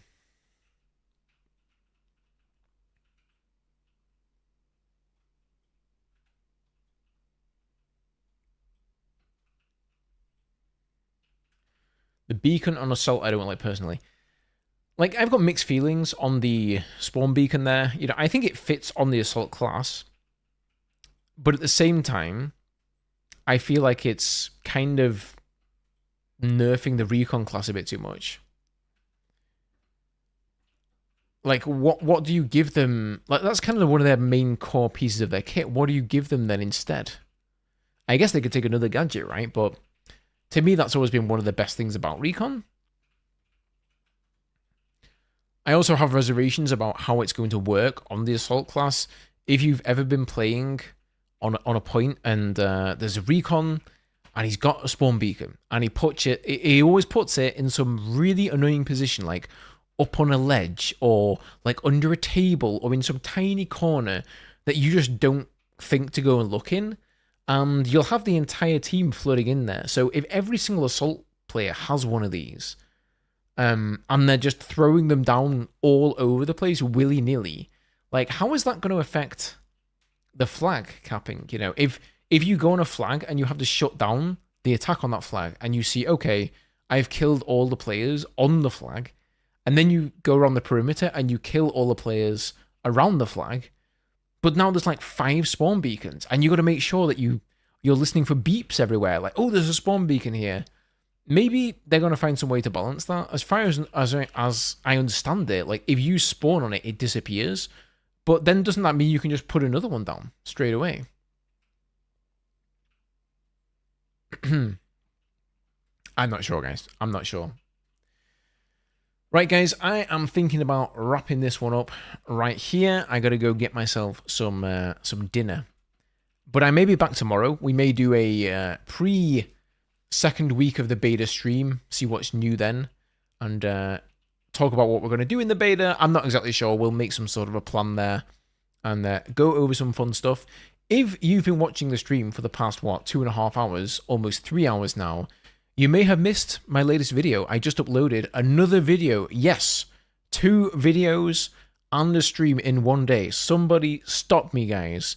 So if you haven't checked that one out, go and check it out. It's not my usual kind of video, but I think you might enjoy it. So let me know what you think in the comments on that video. Don't forget to go over to the post on YouTube as well on the merch topic there. Let me know what you think. If you care, if you don't care, that's totally fine as well. And yeah, guys, as always, thank you so much for the support. Thank you for the subs. Thank you for the follows. Thank you for the memberships. Thank you for leaving likes on the stream, because I know every single one of you left a like. Right? Right, guys? You left a like? Good. Just checking. No drop for you. Don't worry, anybody who wants drops on Twitch, they are going to be active like the entire week, as far as I know, so you can still get all the cosmetics by watching the full 4 hours on Twitch. For the whole week, I'm going to keep drops on. So you guys are more than welcome, as always. Right, have a good one. See you all tomorrow.